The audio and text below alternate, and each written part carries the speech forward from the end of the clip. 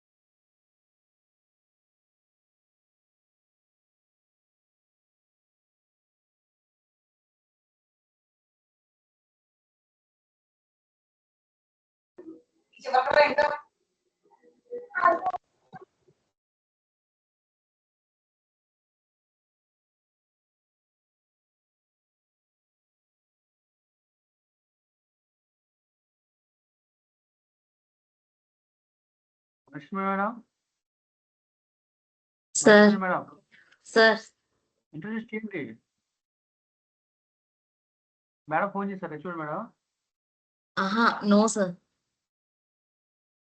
మరి ఇన్ఫార్మ్ చేయండి మేడం, మరి స్టార్ట్ అయింది మరి చేయమంటారని. Okay, start okay. అవ్వాలి కదా. Yes sir, yes.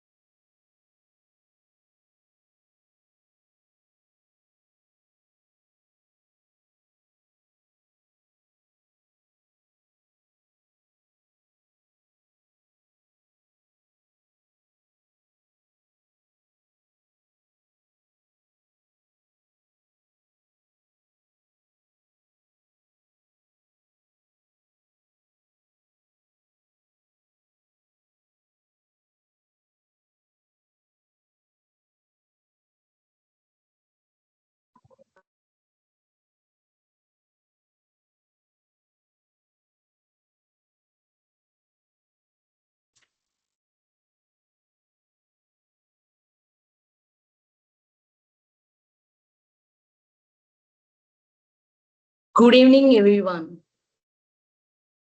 A warm welcome to all the participants joining this ATAL 6-day online faculty development program on intelligent systems and generative AI, advancements in deep learning, robotics, and applications, organized by the Department of Computer Science and Engineering, Andhra Loyola Institute of Engineering and Technology, Vijayawada.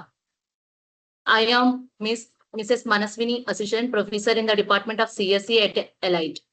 We are now beginning our day 3 session, and it's my privilege to introduce today's resource person, Mr. C.H. Prashant. Mr. Prashant is a highly accomplished IT professional with over 20 years of extensive industry experience covering roles from software development to technical leadership and enterprise architecture. He is widely known for designing scalable, secure, and high-performance systems for complex large-scale applications. His expertise spans a broad spectrum of cutting-edge technologies, including microservices, event-driven architectures, cloud computing, SOA, REST, and SOAP, web services, Kubernetes, OpenShift, DevOps practices, and AWS cloud-native services. Over the years, he has played a pivotal role in major digital transformation initiatives across the banking, insurance, and telecom domains. Currently, Mr. Prashant serves as a principal architect at Cognizant, where he leads several cloud modernization and migration programs. Some of his notable contributions include driving end-to-end migration from PCF to OpenShift for multiple enterprise components, accelerating AWS cloud adoption for 50+ systems. In addition to his professional accomplishments, he holds several prestigious certificates such as AWS Solutions Architect Professional TOGAF 9.2 PMP and Google Professional Machine Learning Engineer, showcasing his commitment to continuous learning and leadership. Beyond his technical excellence, Mr. Prashant is also known for mentoring teams, strengthening DevOps processes, and contributing reusable assets to centers for excellence, making him a respected and influential expert in the technology community. We are truly privileged to have him with us today. His insights and experience will undoubtedly enrich our understanding and greatly benefit all participants of this FDP. Ladies and gentlemen, please join me in warmly welcoming Mr. Prashant Chunduru as he begins today's session. Prashant, sir. Prashant, sir. Yeah, hello. Am I audible, Manashwini? Yes, sir. Yes, sir. The session is over to you, sir. Hi, Manashwini. Thank you very much. Thank you for such a wonderful introduction. And yeah, I'm so excited to see such a big audience and audience group. Welcome everyone. And today, okay, let me share my screen and start with dive into our session.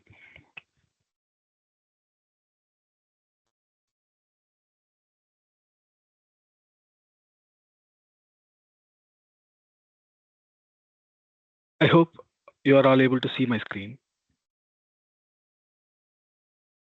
Yes, sir. Okay, thank you, Manish.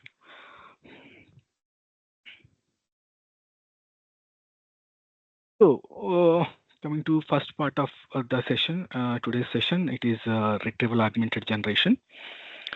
So, retrieval augmented generation is one type of technique which adds additional features or additional uh, inference capabilities for the large language models. Let me begin with a small, let me begin with the agenda first. And today's agenda for the first session is generative AI fundamentals.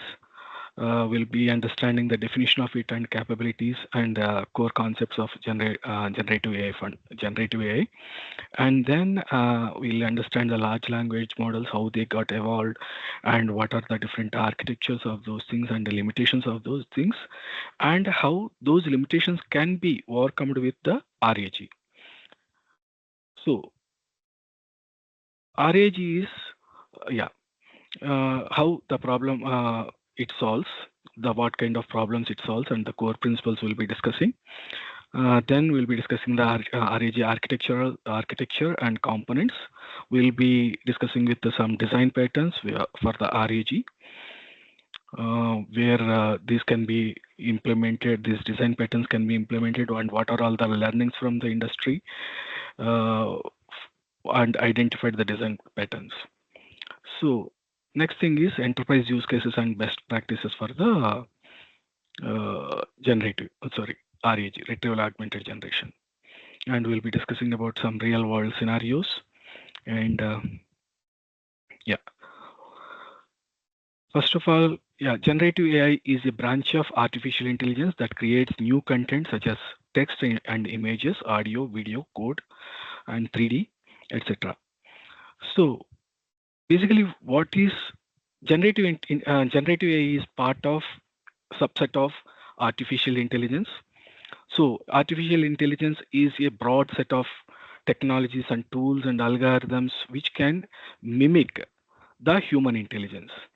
So in case if at all we want to generate or kind of create human intelligence or mimic the intelligence, there are we can use several set of techniques and algorithms in the computers spectrum.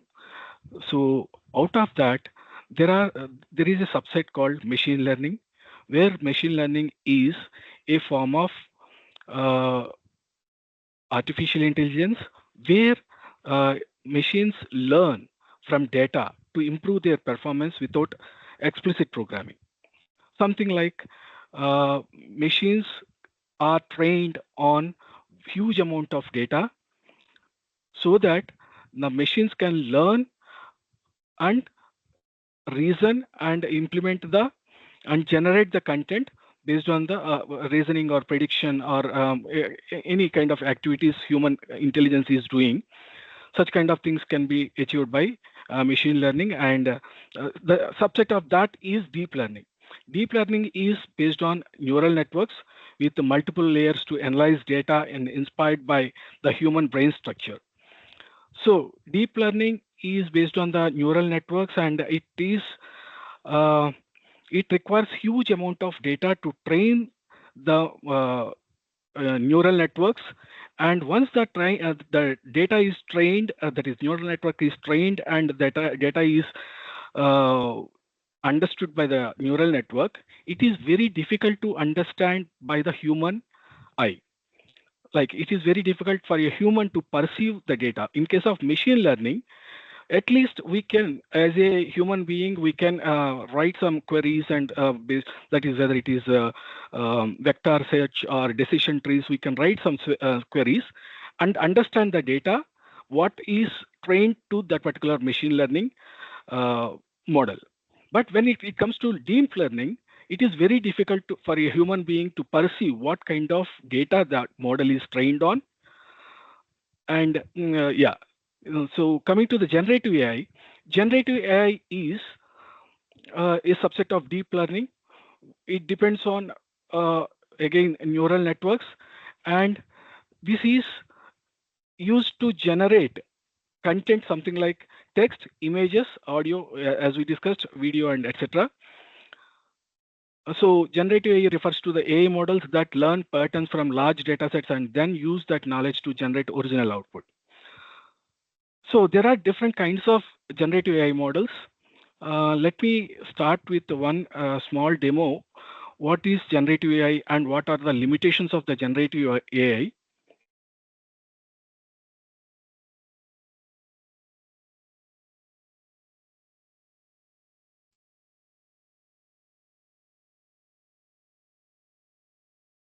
So this is ChatGPT, well known to everyone, and everyone is depending on this ChatGPT on day-to-day basis now. And this ChatGPT is a chatbot. Basically, this can answer our questions, something like when TV Narasimha Rao, some question. Ex-Prime Minister died and how?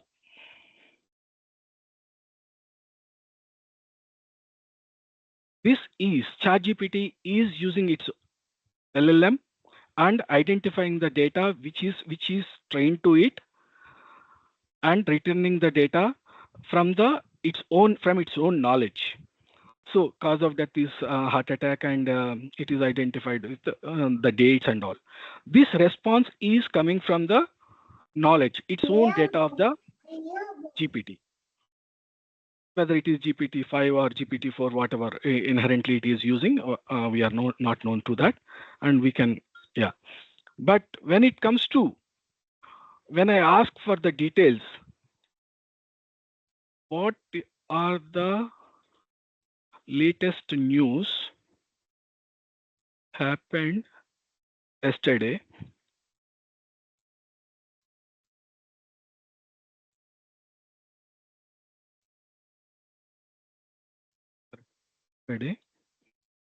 And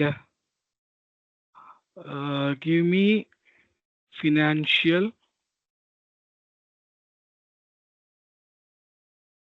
top news, something. If I am looking for yesterday's news, what it is doing, it is searching the web. There is a small pop-up came. It is right now searching the web, and it is returning the top news articles which are returning by the search. It is not using its own knowledge base which the LLM is trained on, but it is searching the web and returning the results from the web, top results from the web, and giving it to us. That is the thing chatbot is doing, the additional thing. So ChatGPT is not an LLM, it is a chatbot which is having an underlying LLM.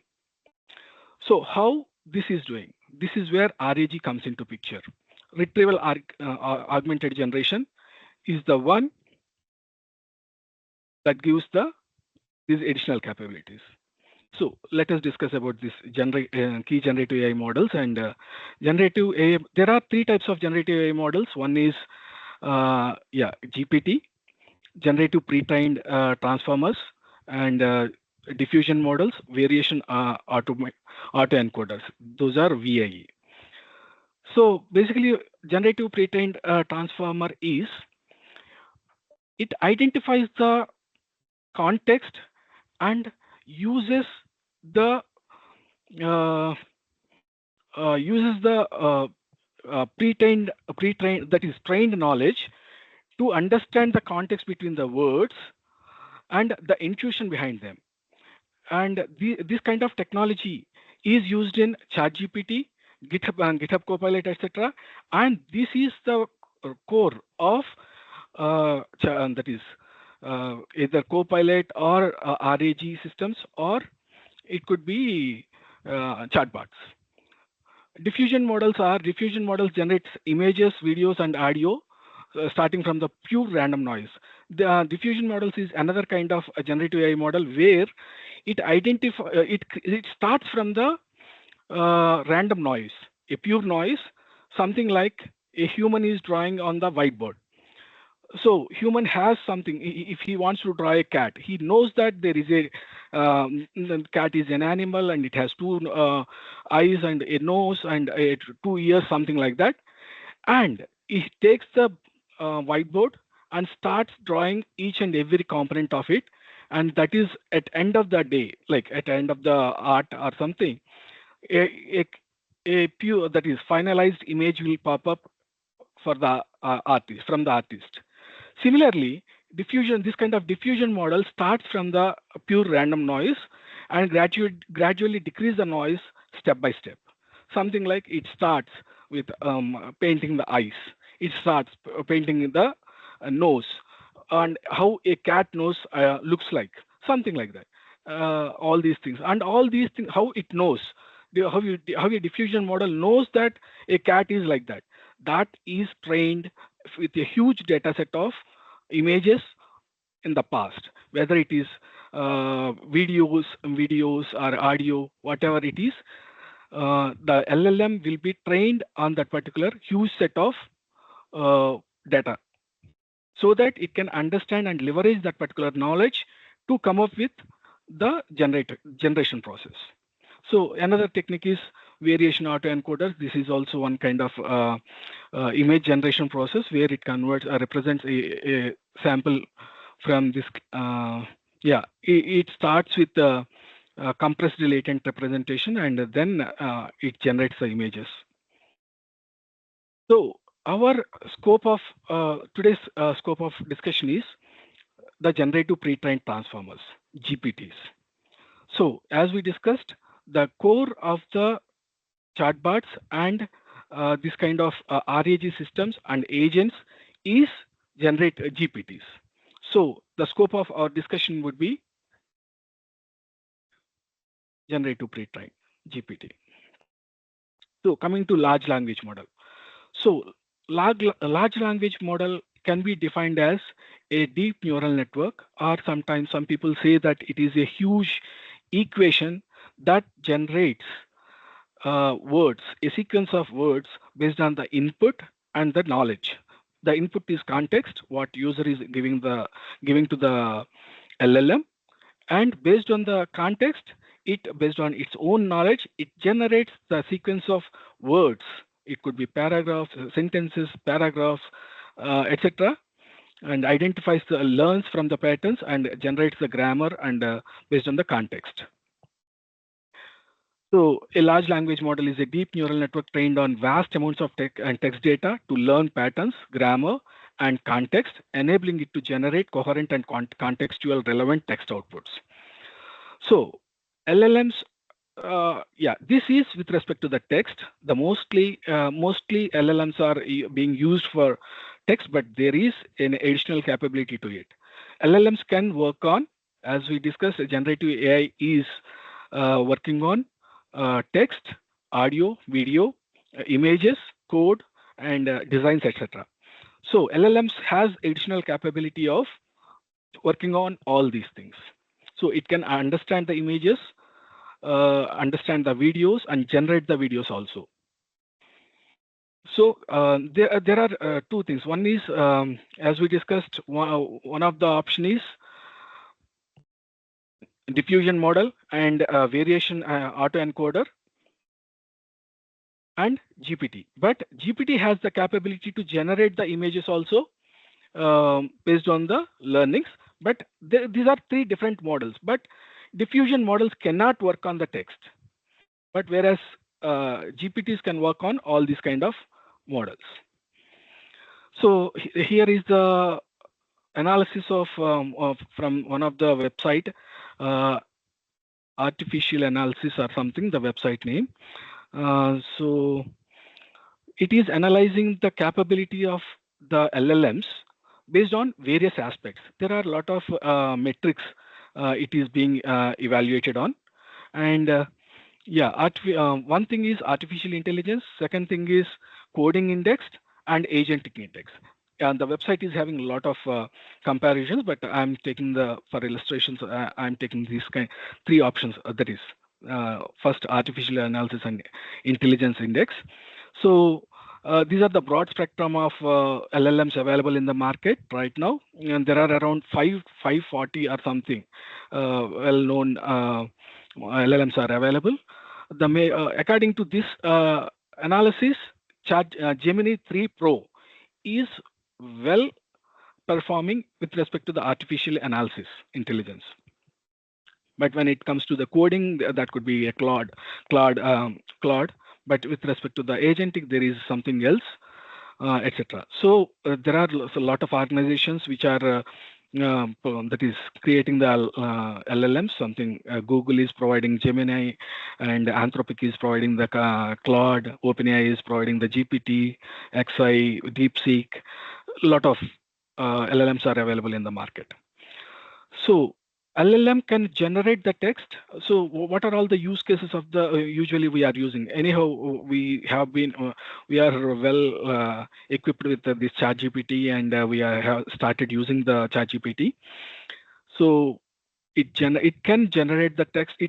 You can ask the question, and it can generate the text, and it can transform the text, and it can translate the text. It can do the reasonings, and yeah, all these aspects. It can do some kind of decision. It can do some kind of analysis through that is when you ask a question through prompt, and when you ask that is, there are a lot of prompting techniques, especially one shot, multi shot, and etc. Yeah, the chain of thoughts, etc. So using a prompt, you can ask an LLM what kind of activity, what kind of analysis, or what kind of output, what kind of analysis it can do, and what kind of output it can generate. So in the prompt, you can mention the context of your discussion. For example, if you know something, some knowledge, if you know something about some either artificial intelligence or financial ETFs. So ETFs are you have some basic mutual funds or something. You know some knowledge about the mutual fund, particular mutual fund, and you want to give that knowledge to that particular LLM and ask questions on that particular mutual fund information. Further questions. So you have a page of information for that part on that particular mutual fund, and you share that with the large language model, and you can ask that questions based on that particular that is the data you are giving the input. So as we discussed, LLM is a huge equation which is already pre-trained on a set of data. So once the LLM is created and shared across, so once that is shared, that becomes static. The LLM that is a huge file, and you can execute that, and you can query it. There are some tools which can be used to expose some APIs on that particular LLM and query that LLM. But in case if you want some answers or some data, or if you want to do some analysis on your own data, LLM is not aware of till now. LLMs are created by the organizations by a set of data that got from that got to that particular organization at that particular set of time. So in case if we want any additional data, it would be a lot of difficult. So coming to the challenges with the standard LLMs, knowledge cutoff, cannot access real-time information. So as we discussed, it cannot access an LLM. An agent or a chatbot can access the real-time information, but a large language model, as a core large language model, cannot access real-time information which is there available on the internet or whatever, wherever the data source. Hallucinations, generates plausible but factually incorrect info. So you start discussing with that particular LLM, and you have been bombarding that with a lot of questions.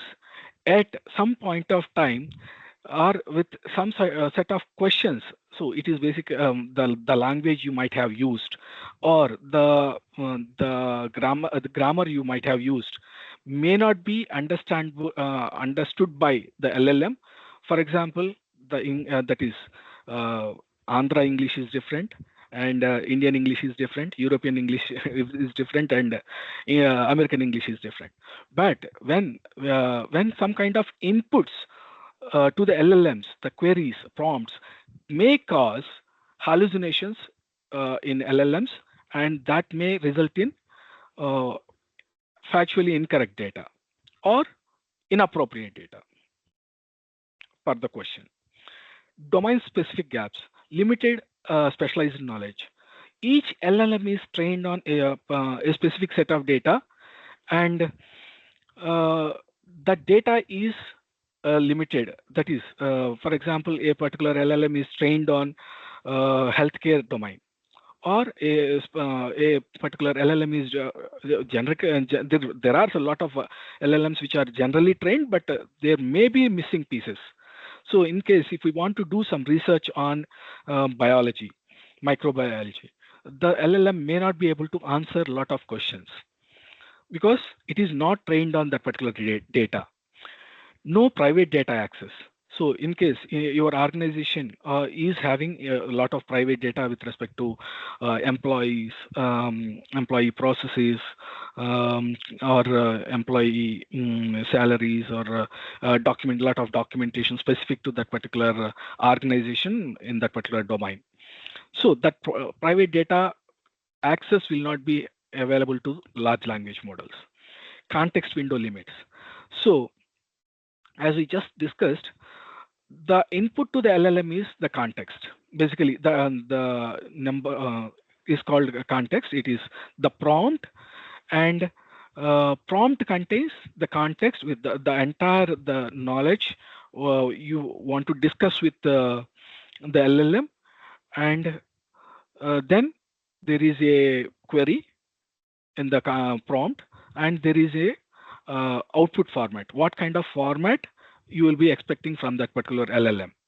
So all these out of that, there is all these things comes into context window of that particular LLM. So at a particular point of time, the size of the request the large language model can receive in a single request is context window. So there is a limitation for each and every LLM. As it is not that you can send a 10 MB file to LLM and ask questions on that particular document. We cannot send the huge amount of data. Each LLM has its own limitations on the context window. Some are 500K, some are 1 MB maximum. I can see the grok, the 2 MB or something in the recent LLMs. So all these are the different challenges from the standard LLMs when we are using in the enterprises. So how we can resolve them? RAG addresses these by augmenting with real-time, domain-specific, and private data. So one thing is we have LLM, and we can store our own personal data, or domain-specific data, or private data on our own storage, and we can give it to the LLM and generate the answers for the queries.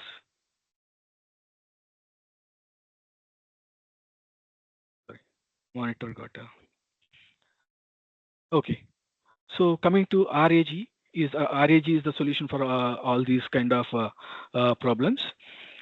So retrieval augmented generation combines retrieval based and generation based approaches, retrieves relevant documents from external sources, and augments LLM context before generating the responses. So So we have our own knowledge bases. A wide set of knowledge bases will be there. Yeah, we'll be discussing about that. And so our own knowledge base will be there, and we will be retrieving the data, relevant data from that particular huge knowledge base for our questions, and send it to a large language model in the context, so that large language model analyzes the content and respond back or do the inference. Sorry, any question?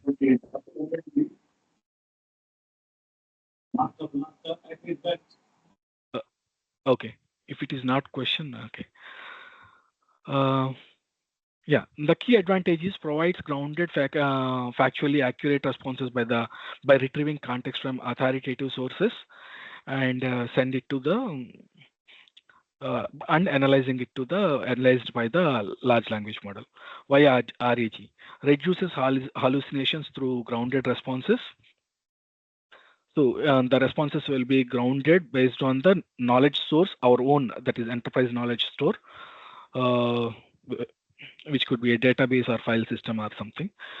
Real-time knowledge updates without retraining.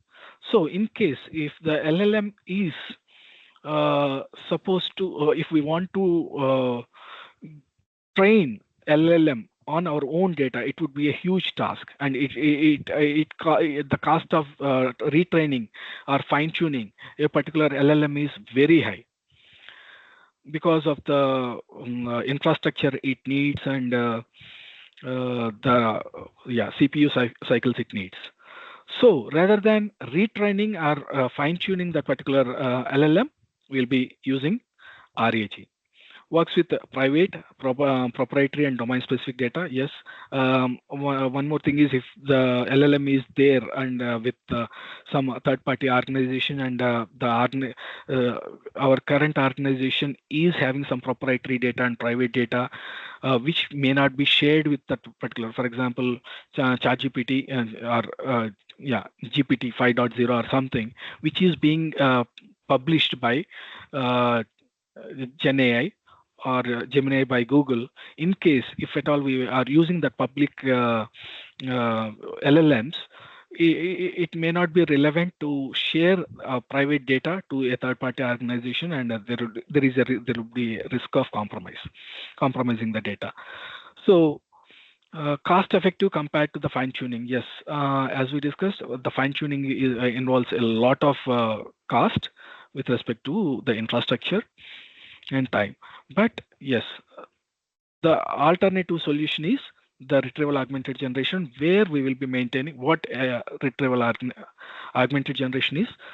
We will be retrieving the documents from our own store, and we will be sending the part of that particular document, relevant part of that particular document, to the LLM in the prompt.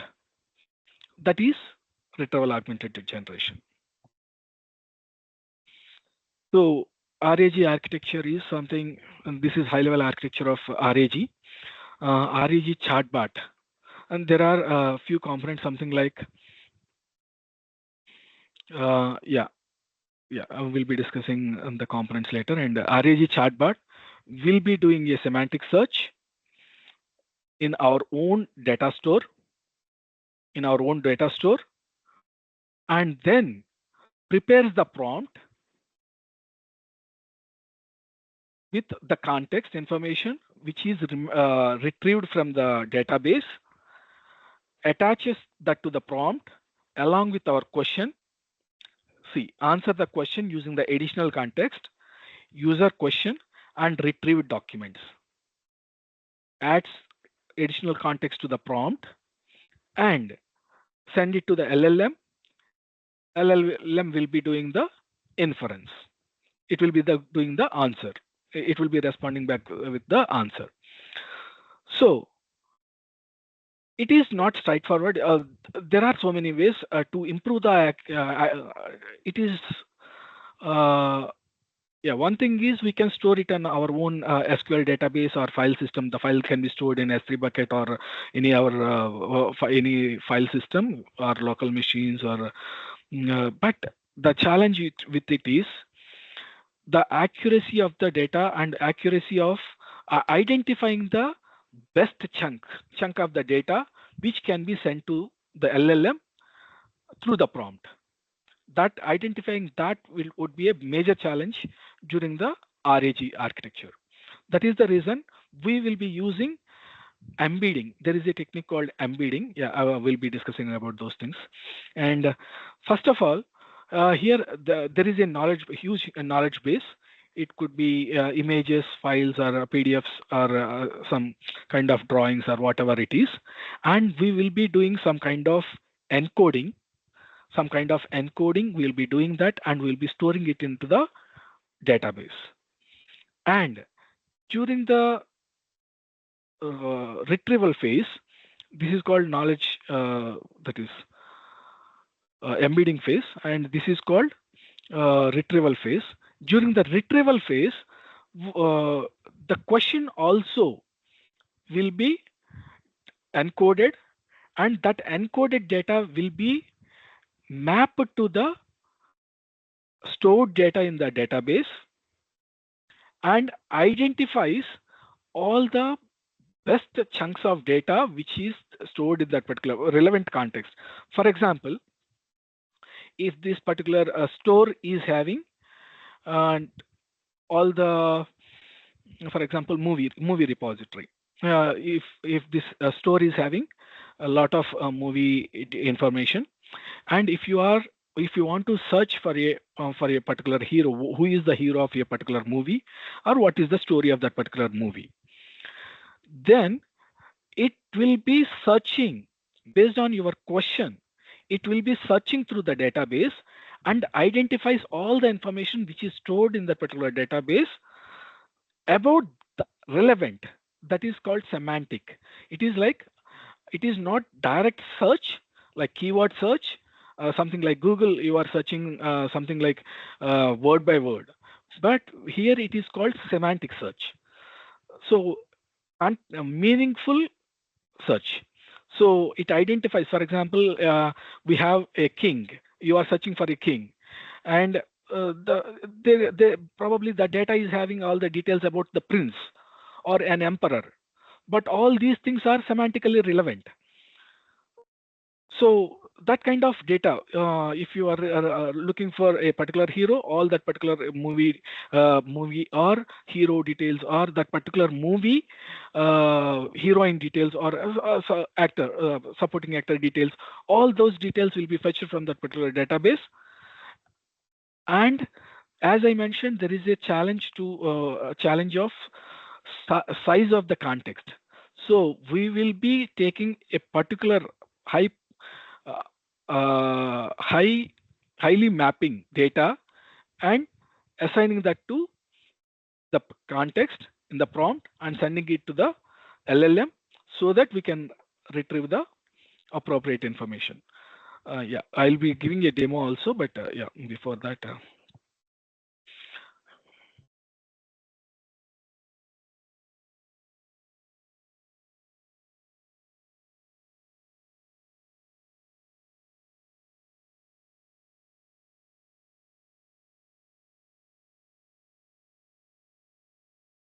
So RAG core concepts are something like ingestion, pre-processing, embedding model.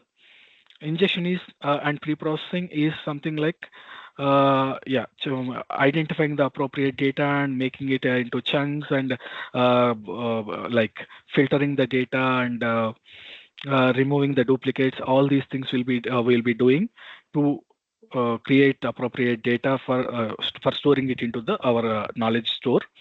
Embedding model is we'll be converting into encodings so that we can do a semantic search rather than the keyword search. We'll be doing semantic search. So the embedding model helps us to do a semantic search. Vector database is the store which stores the embeddings in different vector representation. Yeah, we'll be discussing about these things. Retriever is which will be retrieving the data from vector store and assigning that to the prompt engine context. So LLM is large language model, and the prompt engine will be having the prompt, the creation of the prompt with context, query, and the required format, whatever. So output formatter. The output formatter is something like after the inference, like LLM generates the output, there could be a change in the format, the expected format. Again, we will be matching that and like generating into a required format. RAG data flow is indexing and querying. So there are two flows. One thing we discussed about storing the data into vector data stores, and second thing is querying and assigning it to querying and retrieving. So indexing first phase is indexing phase. This will be done in the offline mode. All the documents in our enterprise repository will be loading that into database. So load documents, loading the documents into our own, that is the program context, like for the program, split into chunks. It will be splitted, the documents will be splitted into chunks, smaller chunks, so that can be stored in the vector store. Generate embeddings. The encoding will be generated for that particular chunk. Store in vector DB. Index for retrieval, so that the retrieval process, that is searching in the vector database, will be easier in case if at all we are doing an appropriate indexing for that particular data stored in the vector database.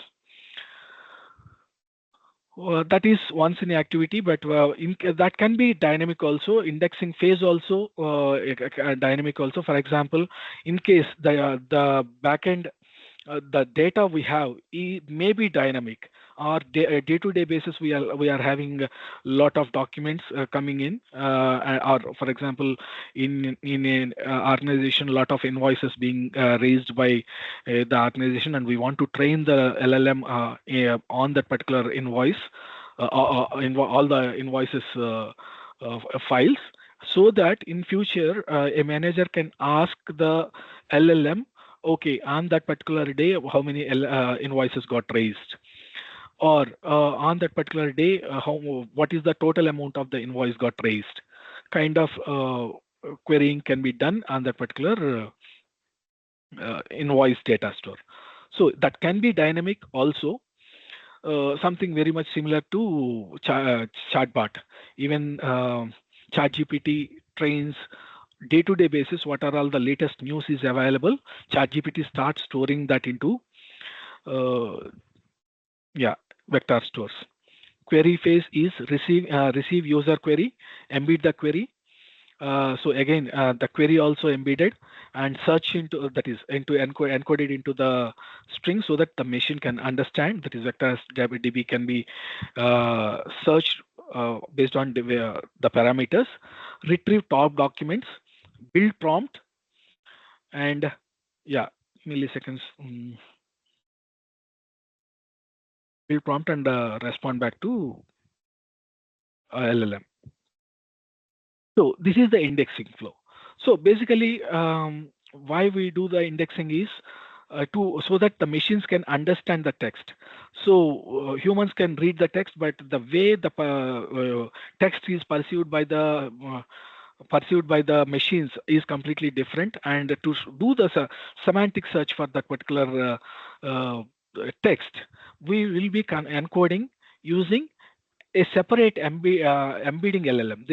That is also a model which generates the embeddings, from the text or like various multimodal data, and put it into this kind of codes, and will be generated for each piece of data, piece of text we are inputting, and that will be stored in the vector database in different locations.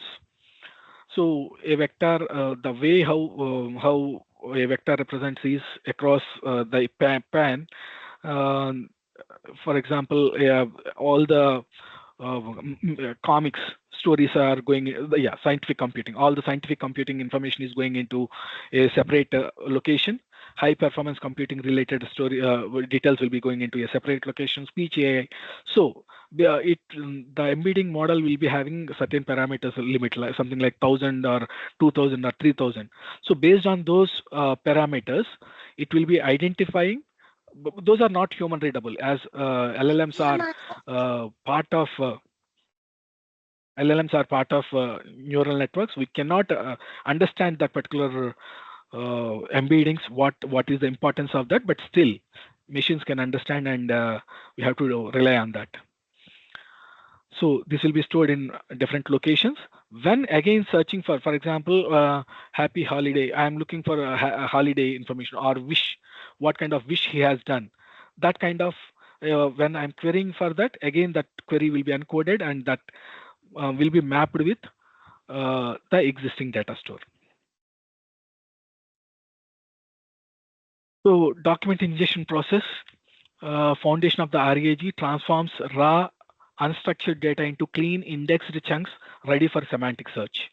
So first of all, it will be cleaned and chunks, converted to chunks so that it can be stored, so that we can send at least a couple of chunks to the LLM. For example, if at all we are using the LLM with the 500 KB context size, the chunk size should be at least 100 or maximum 200, so that we can send at least a couple of chunks to the LLM, so that we can retrieve the data from the LLM and give well enough context to the LLM. So we chunk the files or the images or whatever it is. Data source loading, ingest from PDF, and we will be doing databases. Even though we'll be fetching the data from the database and chunking the data and sending it to the like vector store. API's website, so we can scrap the website. So how the ChatGPT is working is, it has scrapped the latest, that is the news websites, and fetched the data and showed it on the screen when I asked for the latest news. So text extraction, parse and extract meaningful content from various formats, data cleaning, remove the noise, duplicates, etc., so that we don't have anyhow the space is equivalent to money. So when we are storing all the unnecessary data into vector, again the performance of the application may be deteriorated. So cleaning the data, text normalization, standardizing the case encodings, remove excessive white spaces, etc. Chunking strategies, split into optimal sizes. As we discussed, the size of the tokens, it depends on what is the chunking strategy we want to use. What is the size of the chunk for that particular RAG? Depends on the model we are planning to use. Metadata preservation, retain source, timestamp, document ID, etc. So that embedding model converts text into dense vector representations, capturing semantic meaning, enabling similarity comparisons. So as we discussed about the similarity, semantic search.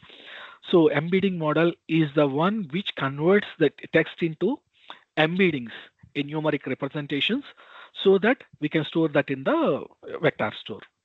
Semantic encoding transforms text into fixed dimensional vectors. So it varies. The size of the vector could be varying.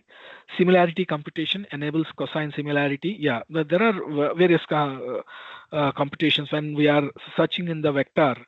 There could be the distance between the vectors could be like when we are searching for a particular chunk in the database, we will identify the cosine angle between the chunks, that is the data vectors within the vector database. If it is the angle is very much small, then only we'll identify that as similarity and return it in the response. Something like there are a lot of Cartesian product or something, and there is one more model called distance. So if the vector distance between the vectors is small, the nearest vectors will be returned during the searching process. Contextual representation, capture nuance meaning between keyword matching. Yeah, bidirectional understand, maintains the context from both directions, like during the retrieval phase and indexing, ingestion phase. Basically, it is called ingestion. Popular modeling models and trade-offs. So OpenAI is having text embedding 3 large. This is one model which can be used for embedding. Something like Hugging Face is giving BGE and BVA AI. So vector database. So there is time vector database, and so there are a lot of vector databases available in the market, and it's a storage. So we have collections, right? One of the collection is vector to store the data in that particular representation. We have a lot of Pinecone, Fias, and Quadrant. A lot of we'll be discussing during the demo phase. So scalability of the vector database is very much important, as we will be storing the huge amount of data in our store, and the response times are very much important to be considered, so that we can retrieve the semantic search, that is we can retrieve the data through semantic search very quickly and send it to the data, so that the entire life cycle response times and latencies would be very little.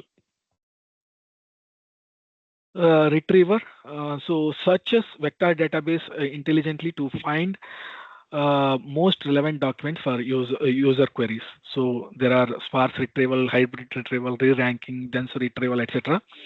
All these things are something like, so during the we can store, as we discussed earlier, we can search in even MySQL database, which is relational database, or a graph database, or we can search in a file system or S3 bucket or any store. But the size of the chunk we are retrieving is matters, and the response time matters, and the relevance of that particular chunk matters a lot during the inference phase. Otherwise, it would be so. Dense retrieval is query embedding. There are different retrieval strategies from the store. Dense retrieval is that is the process of completely embedding and the documents and retrieving based on the semantic search. Sparse retrieval is based on the keyword search. So we have Elasticsearch. We have something like Google search, how it works in the Google. We'll be searching through the keywords, and it will be returning based on the keywords. So hybrid retrieval, there is a possibility in case if there are some we are performing, the delay is fine. For example, if the task can be performed very accurately, the accuracy is important, but the delay is fine in case of some use cases. Then we'll be doing the hybrid retrieval, combining the dense and sparse, normalizing the scores and re-ranking. We'll be discussing those patterns a little later. So hybrid retrieval is the process of combining so we'll be doing both dense retrieval from the embeddings. We'll be doing the sparse retrieval from the regular file systems kind of stores, and we'll be combining them and re-ranking them and sending it to the relevance will be re-ranked. Relevance of the chunks will be re-ranked and send it to the prompt. Configuration parameters. So top K values will be retrieved. So when we are this will be similarity threshold, all these things when we are programmatically implementing these things, we'll be identifying that yes, how many chunks needs to be retrieved from the either vector database or any data store.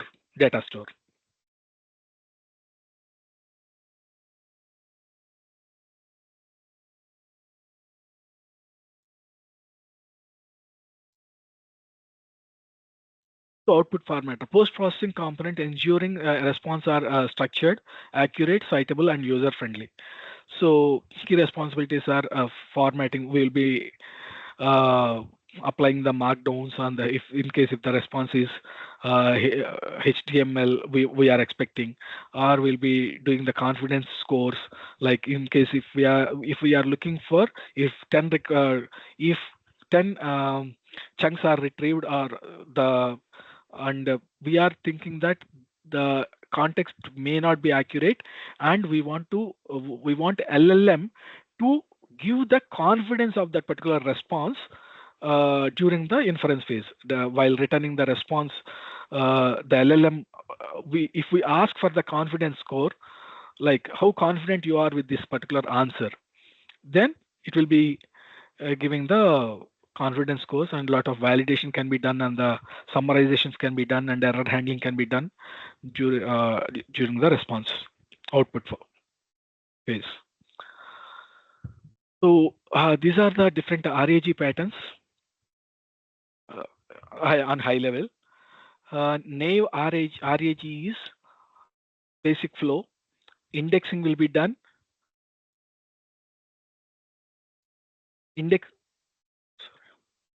Yeah.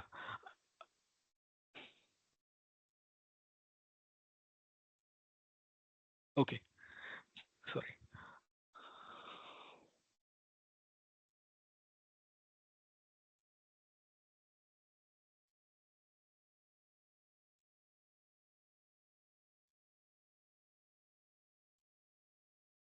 Sorry.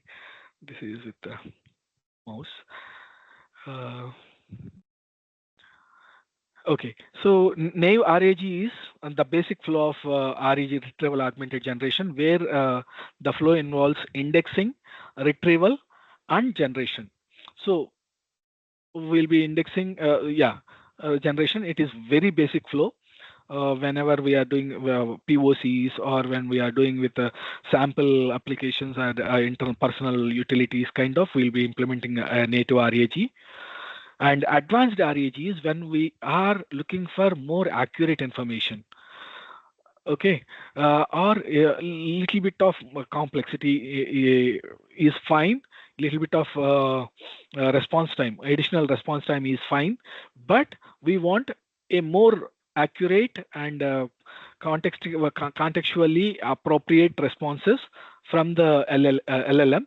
Then we will be using the advanced RAG, where we will be having a additional phase in the post retrieval.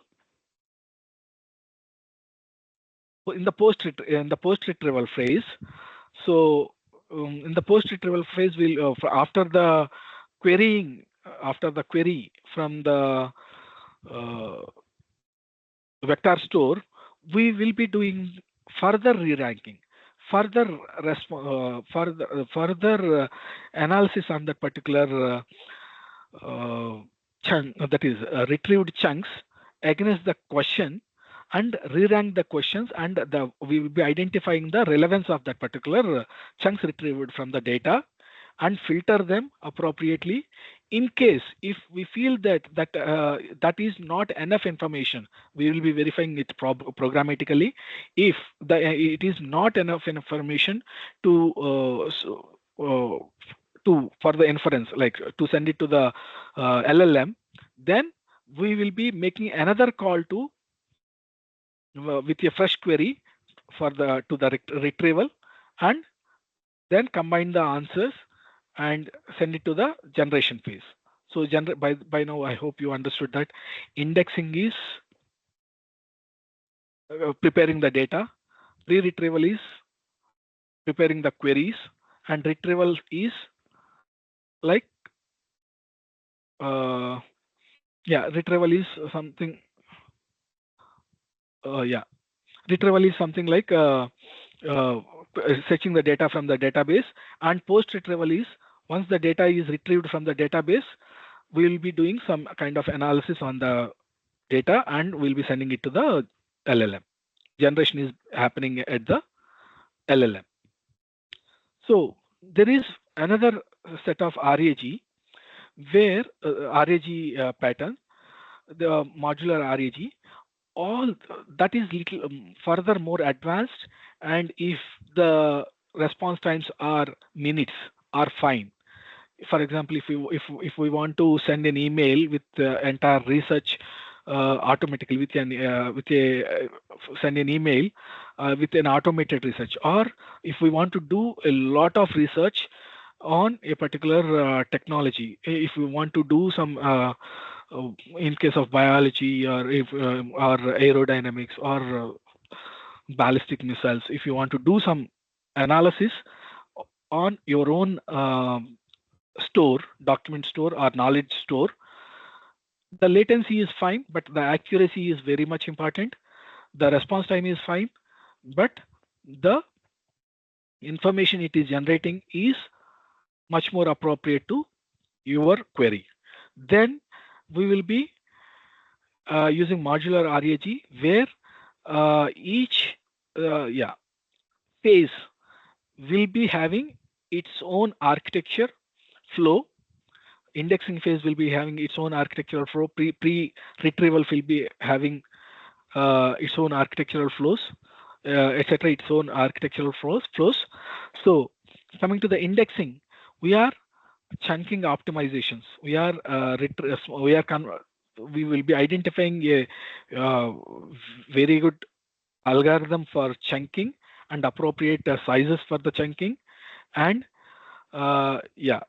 small to big, and then structurally organize. We'll be organizing the data, the entire, if it is stored in as PDFs. It may not be a vector store, right? So it could be a PDF stored in some data store. You will be retrieving all the information from different stores. So this is coming under hybrid RAG, where we'll be fetching the details from the database, file systems, vector stores, graphs, or whatever the data stores, and appropriately send it to the context. So even in the context. So pre-retrieval phase, query transformation, how that query can be transformed, and the subquery. For example, if you are asking for a analysis on current stocks, around 50 stocks in the NSE. So that will be, so if you ask for analyze and give me the report of top 50 NSE traded stocks with complete analysis on what kind of information, like whether I can invest in that particular stock market or not, in that particular stock or not. In that case, it will be doing subquery. The query will be chunked into further queries. The query a plan will be created. It is called agentic RAG. Anyhow, we'll be discussing in the next session. So a plan will be created by the agent, so that yes, each and every stock analysis will be done by each query, and then further querying, that is multiple queries will be done to the data store and retrieve it, and then retrieval will be done, and then retrieval, post retrieval, those will be re-ranked, regrouped, and compressed, and a lot of operations will be done, and generate the final output, send it to the LLM. But in case of modular RAG, again, all these things will be iteratively executed until the final output we are expecting is received from that particular LLM. So it comes under modular RAG, can be, or can be assumed as a lot of design patterns are there. it can be agentic RAG kind of. Agentic processes can be included as part of this particular modular RAG. Or we can use a particular technique in the modularity, and we can, based on the design or the use case we are planning to use. So the use cases of this particular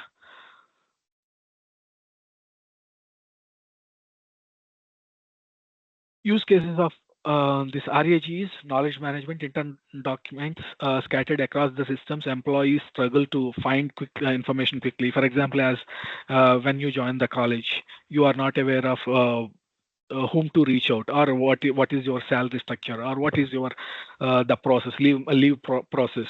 So if you maintain and there will be a lot of organization. Usually what we do is we reach out to organization website and open the documents each and identify the process. I read out and identify the processes. But in case if we do RAG, we can query. We can create a chatbot.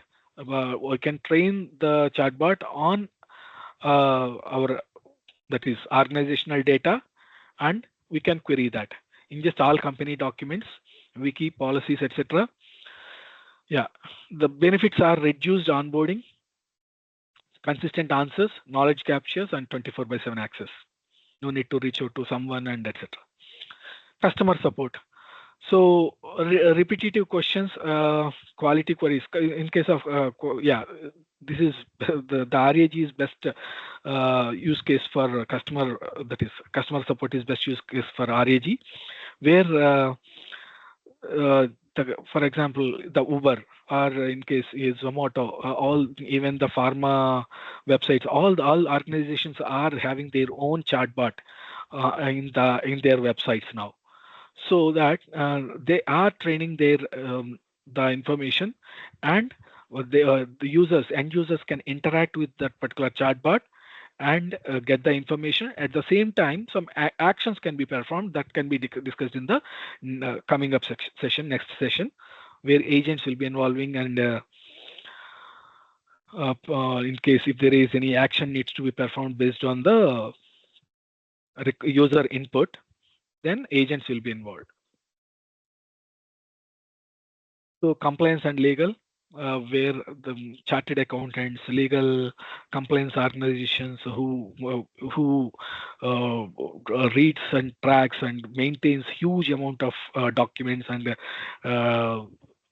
knowledge. They, for example, in case if they have to identify and service the customer, a particular customer on, they have to read a lot of books and lot of documentation and support provided by the customer, or the process is given by the governance body. So all these can be set to knowledge stores. Research, yes, research also. In case of research, yeah, the best thing is research. I hope you are aware of the Perplexity, one of the site. Sorry.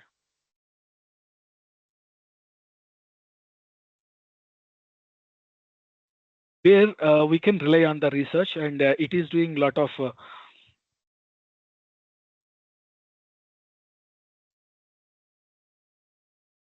it is agentic based. One moment, let me.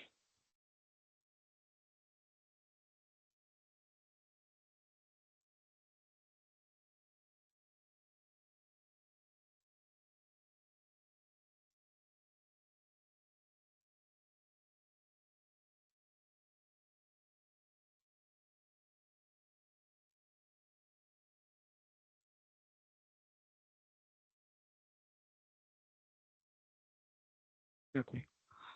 So when you want to do some analysis on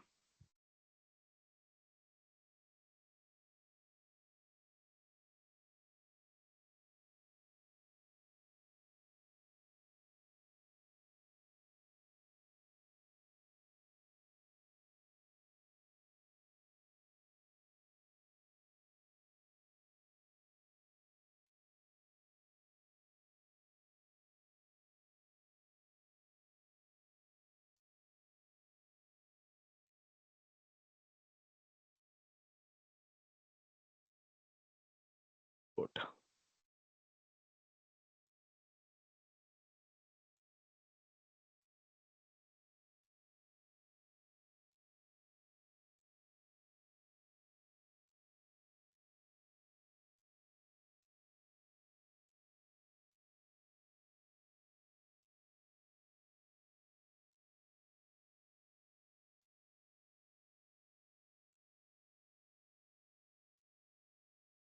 How they are performing financially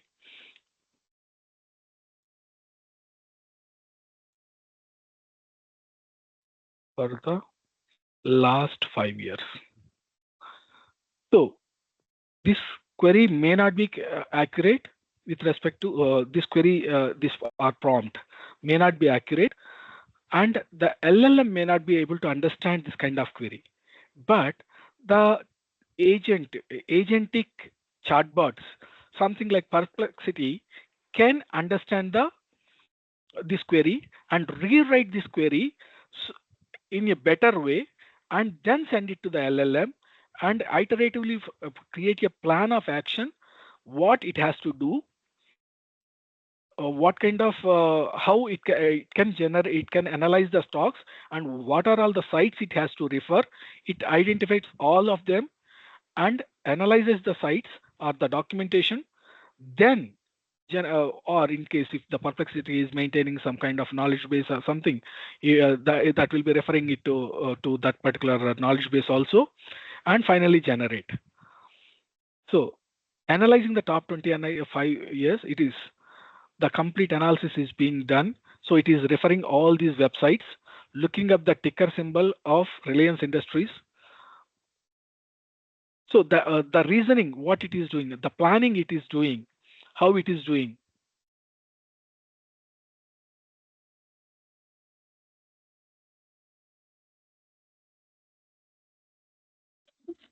What kind of steps it is taking. So Sir, can you please all zoom in? these things are being. Oh, okay, sorry.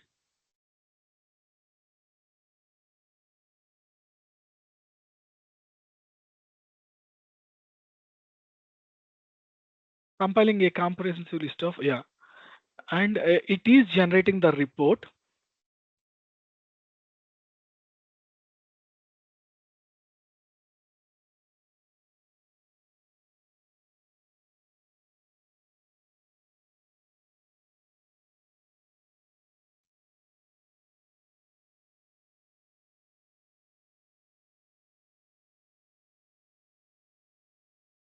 Okay, it is taking a lot of time, but yeah, let me go ahead further, and I'll come back to this demo.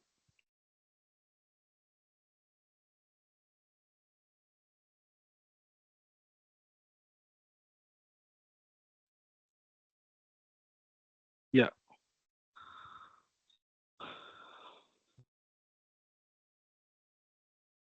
Before moving to question and answers, I just want to demo some one more thing.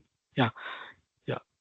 6 steps completed, and the steps involved are reviewing the sources, retrieving the details, financial data from these things, and gathering the 5-year stock price history for Reliance Industries, and gathering 5-year annual industries analysis, and all these things. Step-by-step process it is giving us, and then if the document is being generated.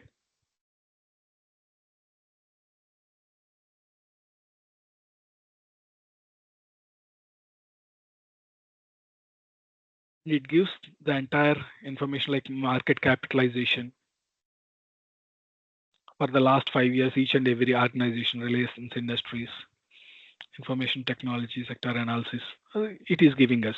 So this kind of research is being done by, it is not having, either Perplexity is not having the knowledge, or the LLM which it is relying is not having the knowledge. It is relying on the public's websites, and in case if it maintains any data also, that is some organizations, some chatbots maintain their own knowledge stores, which will be continuously dynamically populating those knowledge stores on day-to-day basis, scraping the web through web and putting that is loading those knowledge stores. So this is one example, and I just wanted to demo small program.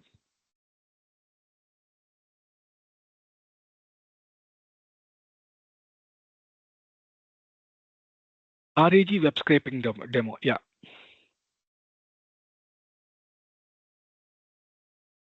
So I wanted this is a sample Python program which is implemented with this very simple kind of RAG. So usually RAG involves a lot of systems, but this is having in-memory data store, in-memory, and okay. I have used a local host, but local LLM also. But there is one more LLM I am using. Yeah, Open Router. It is a Open Router is a proxy and API reseller, and it is I am using XAI Grok 4.1 fast, which is free in that particular Open Router for the LLM for implementing the RAG. So I'm setting up the LLM.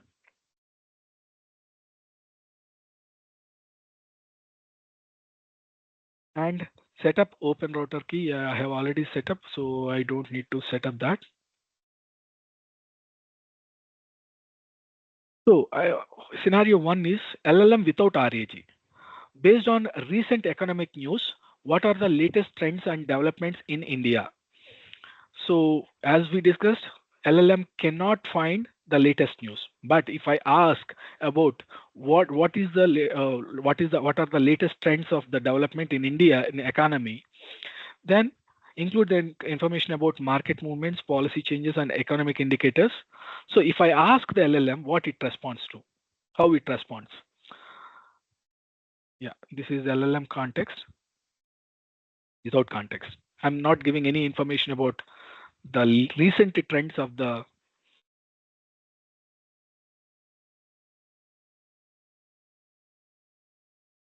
So it responded back.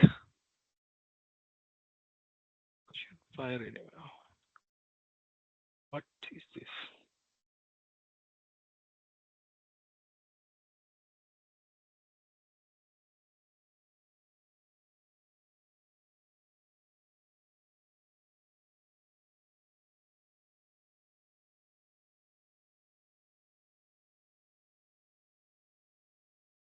Okay, let me use another router LLM.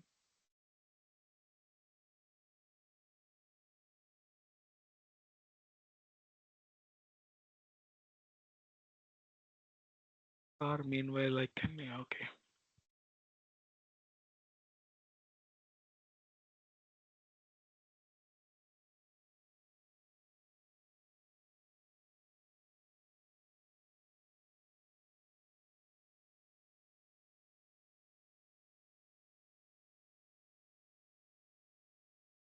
Gemini Flash.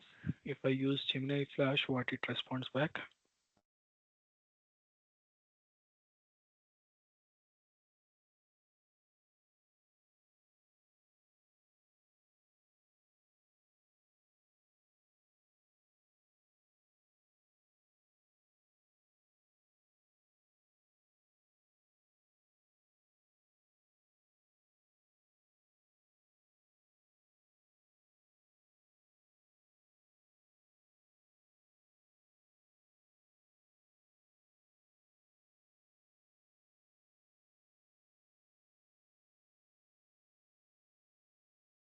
Yeah.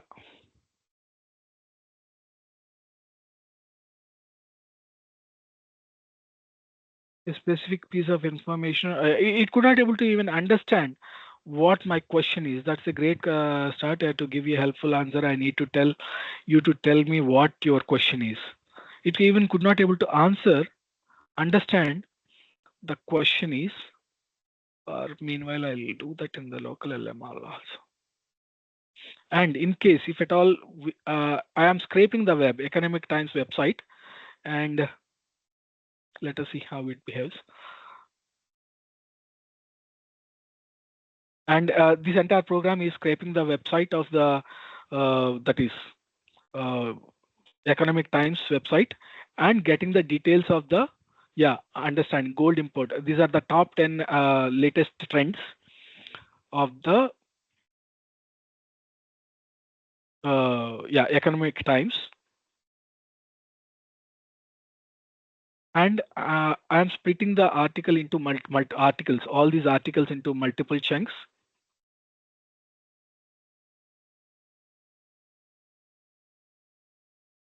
So total created 10 text chunks from 10 articles. Average chunk size is 407 characters. Example chunk is gold imports drive import India. Cat 2 1.3% kind of. It is having all the chunks and generate embeddings for each article. So I am again using the LLM, that is open router embedding LLM, to generate the encodings. So these are the encodings it is creating right now. The data is getting encoded into vectors.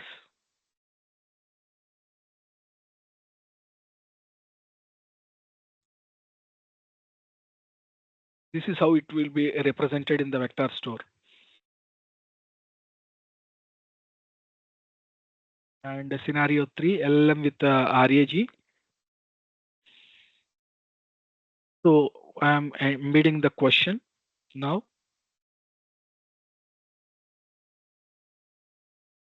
So as we discussed, the while retrieving process, again we embed the question also. The question is getting embedded again. And the question is,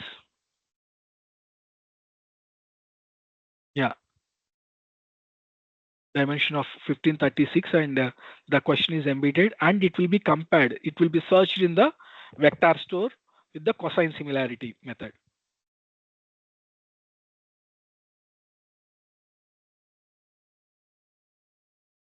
So these are the top headlines from the vector store, which are matching, which are at least relevant to that particular query which I have raised. The relevance score is also given to that particular response by the LLM. Create RAG prompt with it is from the vector. It is from the this relevance score is from the vector. If we want, we can ask the LLM also when it is responding the confidence score. That is the confidence score. This is the relevance score by the vector, and we are creating the prompt with the context. The question, this is the prompt message. Recent articles. This is the context we have retrieved from the vector store. We are passing as part of the entire prompt text. So I have typed the prompt text. Here I have, like when I was giving it to the Perplexity, I was typing the prompt text. But here I have created the prompt, readily available prompt, and I am inserting, concatenating the context and the question to the prompt, so that this entire prompt with the context and question will be sent to the LLM, and LLM will respond back to the question with the appropriate context available in the prompt. This is the simplest form of RAG.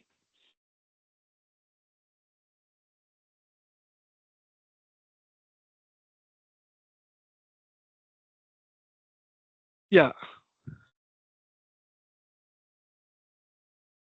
The trade deficit with 1 minute with RAG. Wait. Sajid Chinoy, it involves. Yeah. Okay, this is the full answer, the response from the, based on the recent Economic Times article.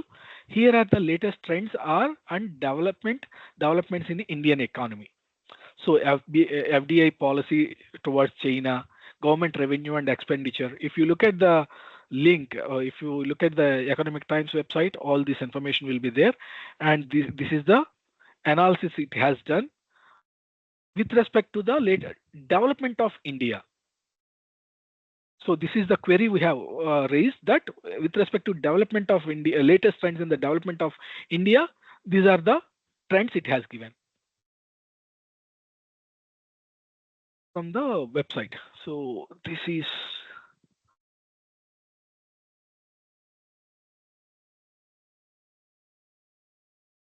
one thing, and yeah, now let's move with the questions and question and answers. Any questions?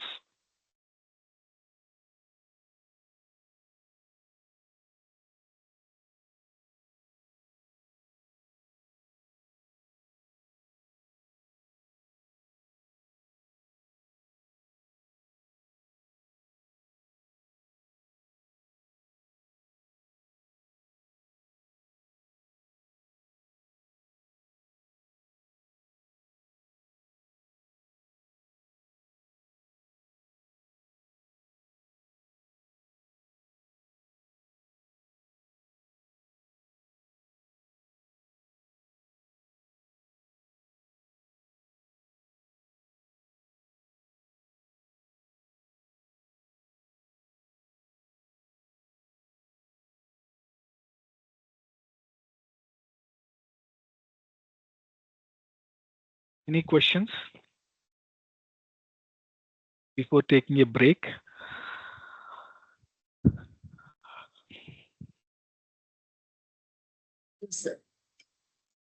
Dear participants, the session will continue after the break, 15 minutes break.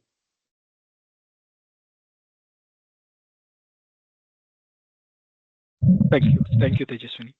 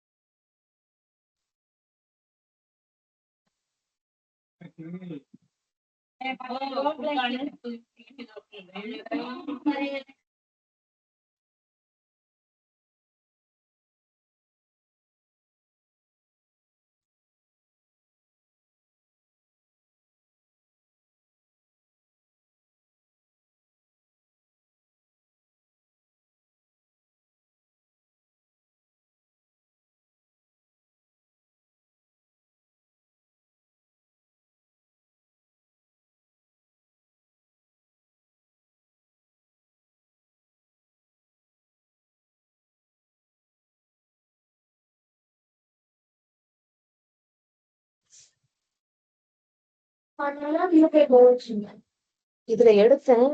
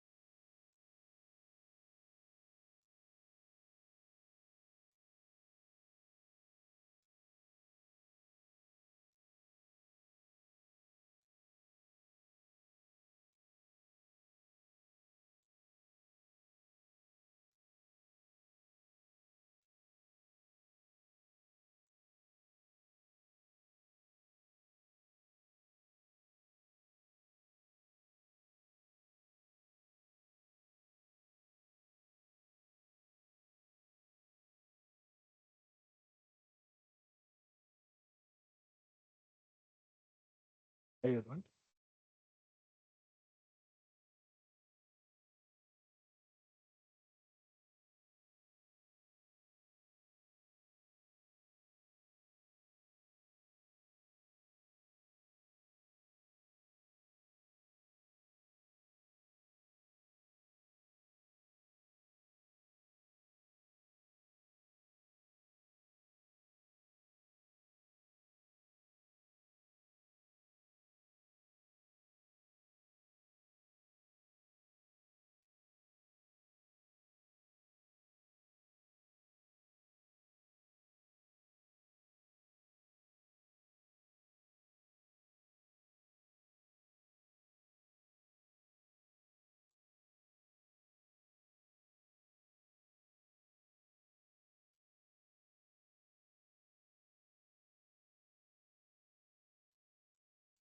Dear participants, the session is Tejaswini, about to start. can we start? Okay, sir.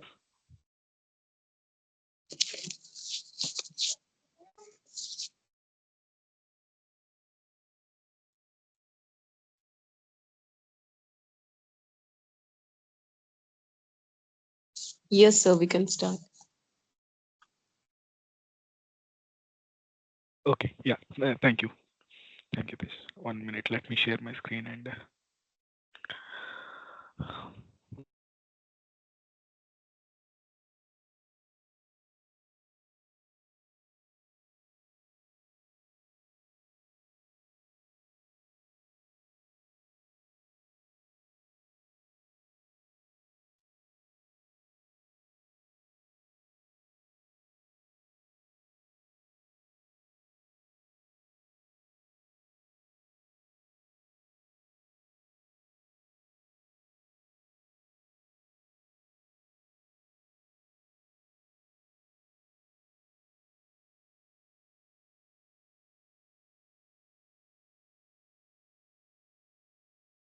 hope you are able to see my screen and Yes, sir.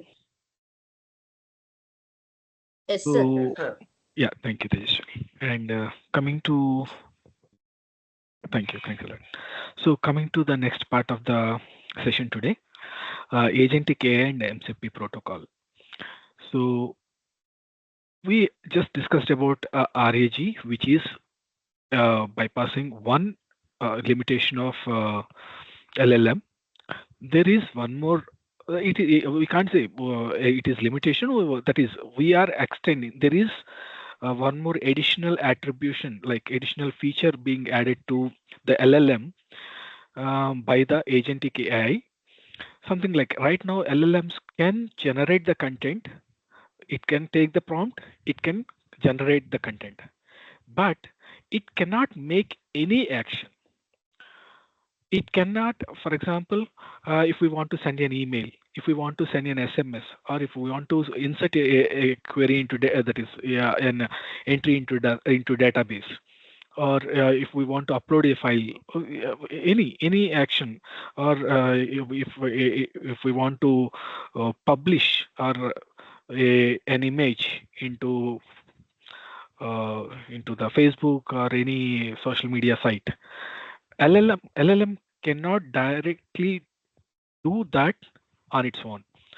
So we can have that is we can have agentic AI which overrides that and adds additional capability to the LLM by adding the actions part of the solution, end-to-end solution. So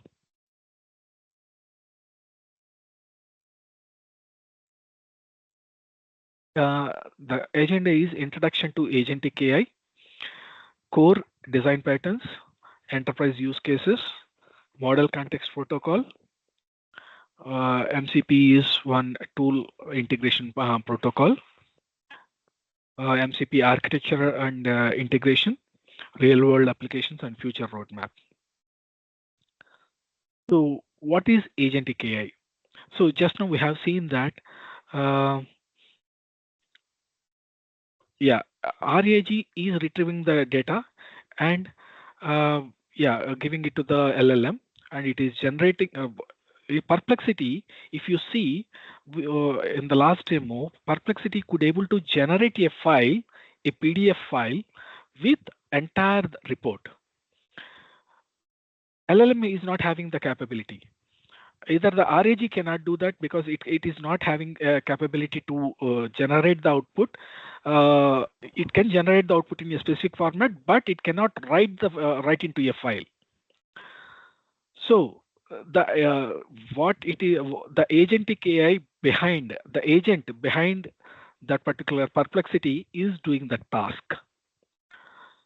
Agentic AI is self-governing system with bounded autonomy that perceives environmental state, reason about objectives, autonomously execute multi-step plans, observe outcomes, and adapt to policies, all within defined guardrails.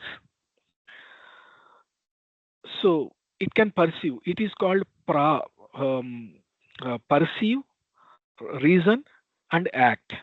The framework called PRA framework or React framework, reason and act framework. The agentic AI depends on.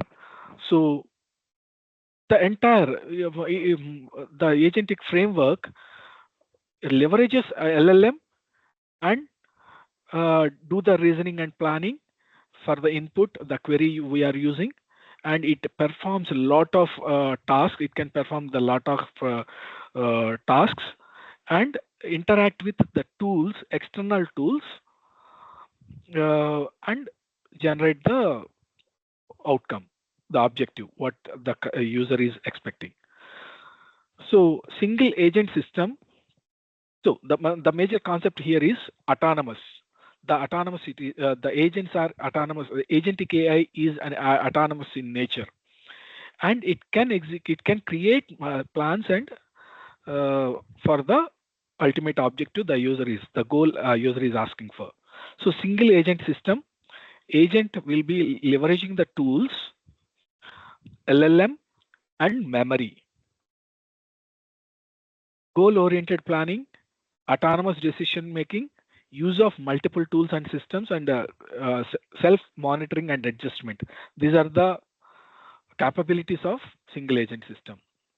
So in case of multi-agent system, in case if our solution to be extended for further, it may be one thing is one agent will be retrieving the data from the stock market, and one agent will be analyzing that and reasoning to doing that. One agent will be generating the report, and another agent will be interacting with ICICI Direct.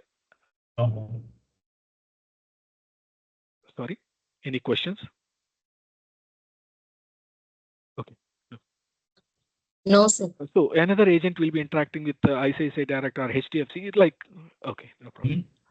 So any third-party system, and it may be like inserting that yes, this report we want to store it for the future reference.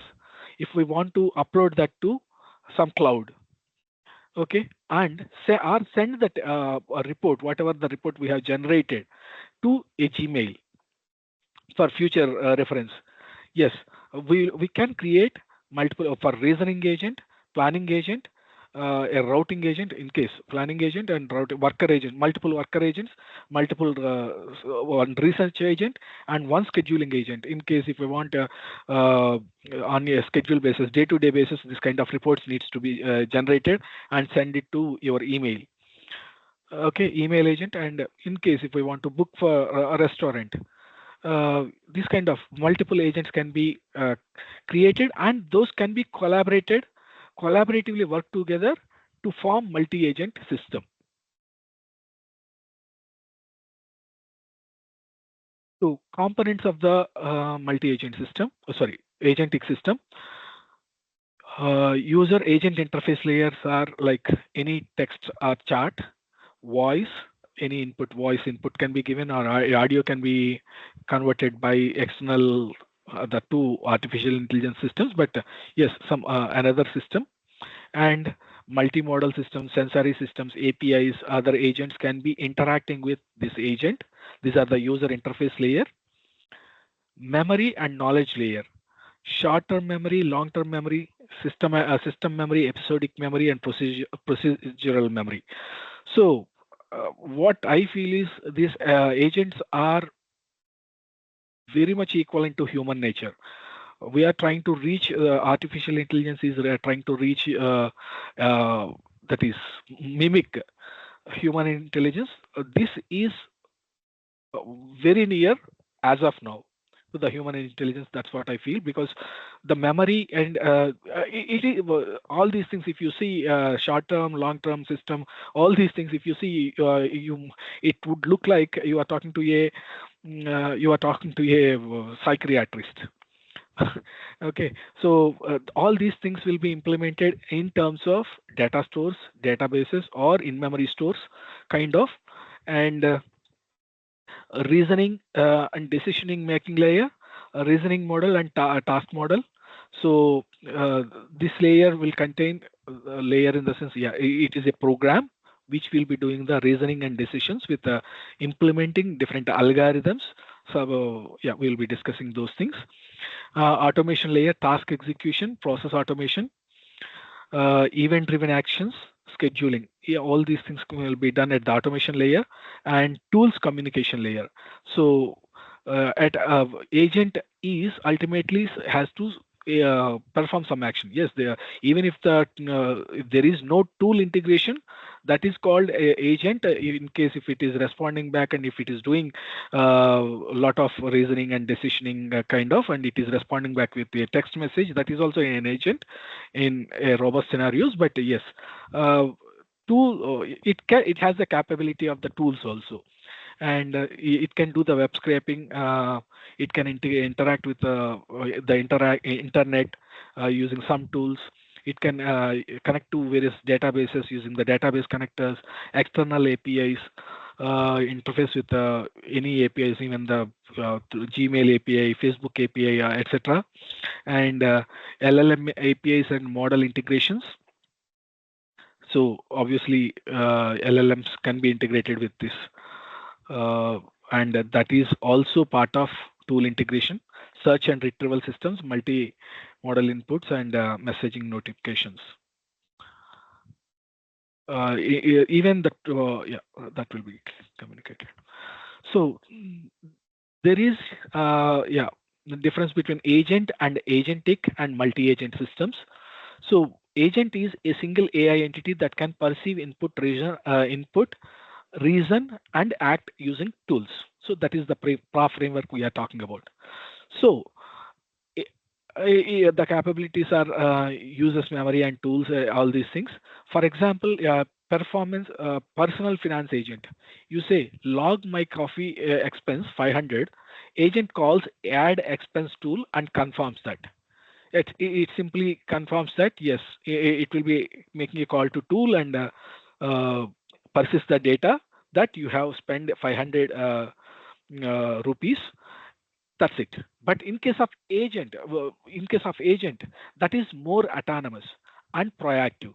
In case if you create a monthly budget of 2,000 rupees or 20,000 rupees, it will start tracking your agentic application will start tracking whenever you say I have spent 500 rupees for coffee, 200 for parking lot or whatever.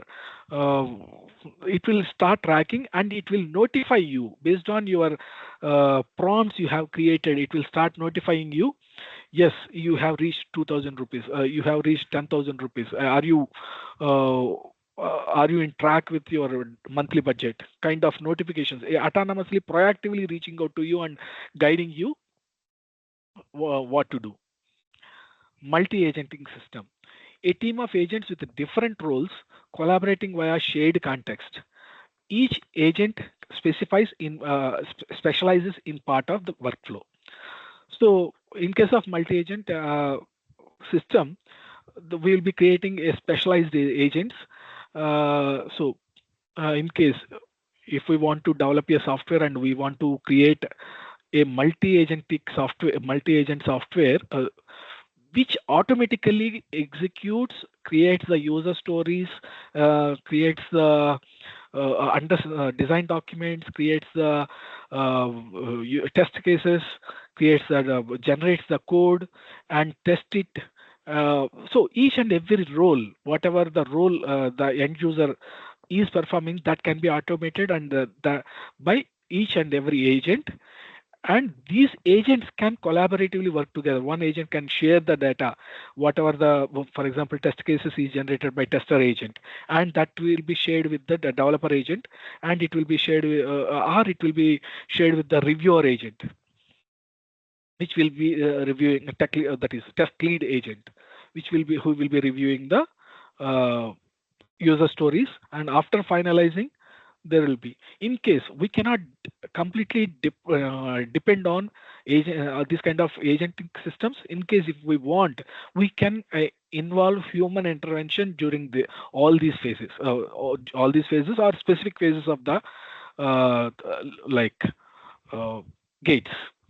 Delivery gates. During that, we will be implementing, yes, some human will be in at a particular phase. The agent will stop and notify the human using email or something. Yes, the state of the current entire flow pipeline is this one.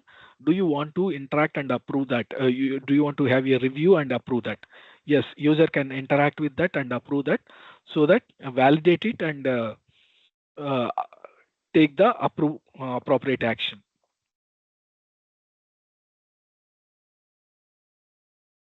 So yeah, agents can autonomously work, and yeah, multiple agents can collaborate and work for the objective.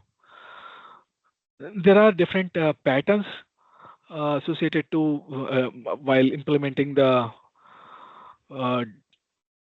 agents. So till now we have discussed about RAG, how LLM works, what is the role of LLM, how RAG works, how it interacts with the database and fetches the data. That is, interacts with the data stores and fetches them and put it into vector stores or the appropriate data stores, so that it can be retrieved by RAG and send it to LLM for the better inference and better output we have been. So here, one step ahead, we are moving towards action. So once it is like we are one step moving forward, and LLM will be doing the reasoning and planning. Based on the planning, it will be performing some actions also. So all these things will be done by agentic applications. So in case of memory, for example, just wanted to give the background of how it works. So in case of memory, we will be using different databases, whether it could be a graph database. We'll be storing it in the R vector database, or time series database, or it could be document database. So fast retrieval, whatever, depending on the memory store we are looking for, we'll be storing that either in memory also. So in memory data stores will be there, caching will be there. All these data stores will be leveraged for implementing the memory. For implementing the tools, yes, there are various APIs can be called. Functions can be called, and interacting with SQL queries can be implemented, or yeah, mostly in case of even the Facebook or all the applications are being integrated with the APIs, or whether those are asynchronous APIs or synchronous APIs, using the HTTP protocol, or event-driven, something like Kafka queues, queue-based interactions applications will be doing. So yeah, coming to the design patterns.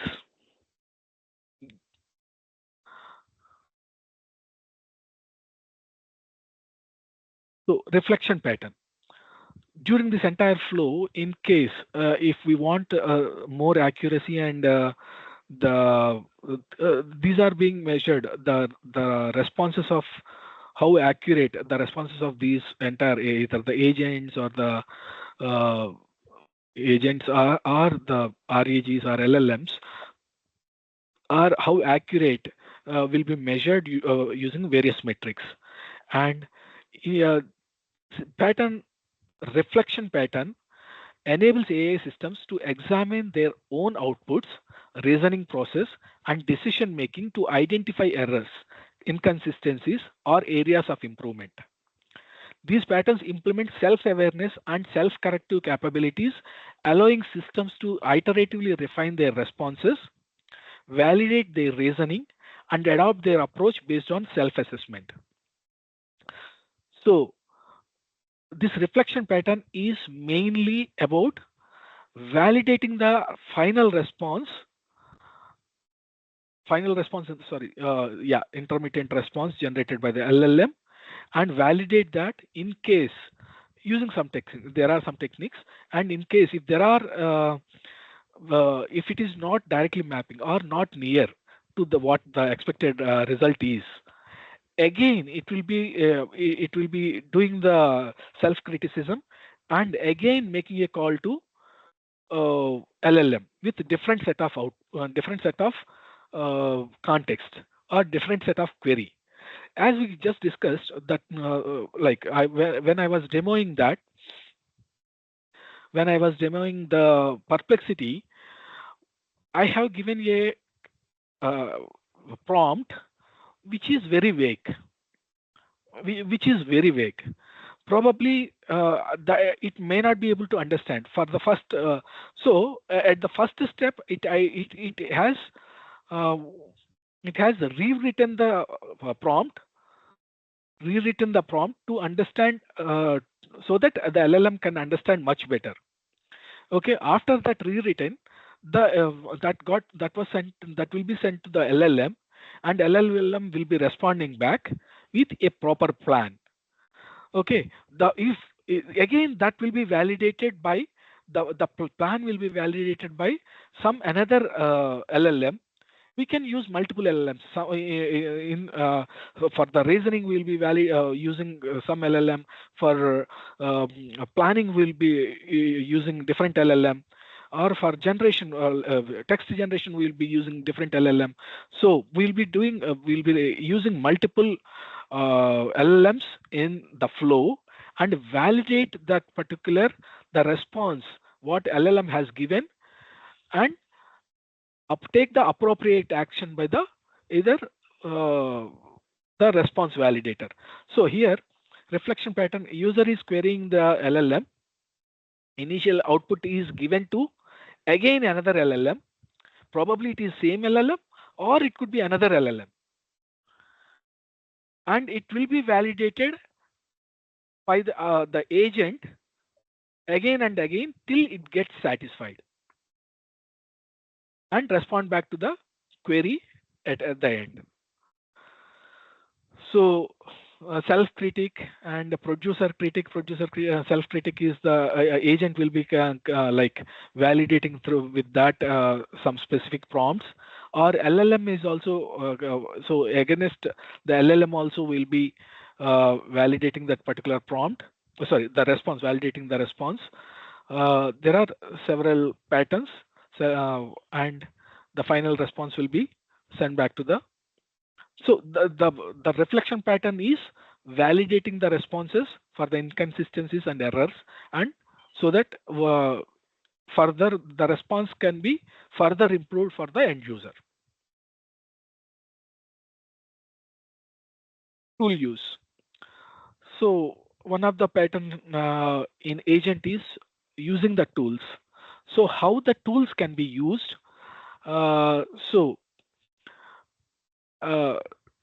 Agent has to interact with a tool.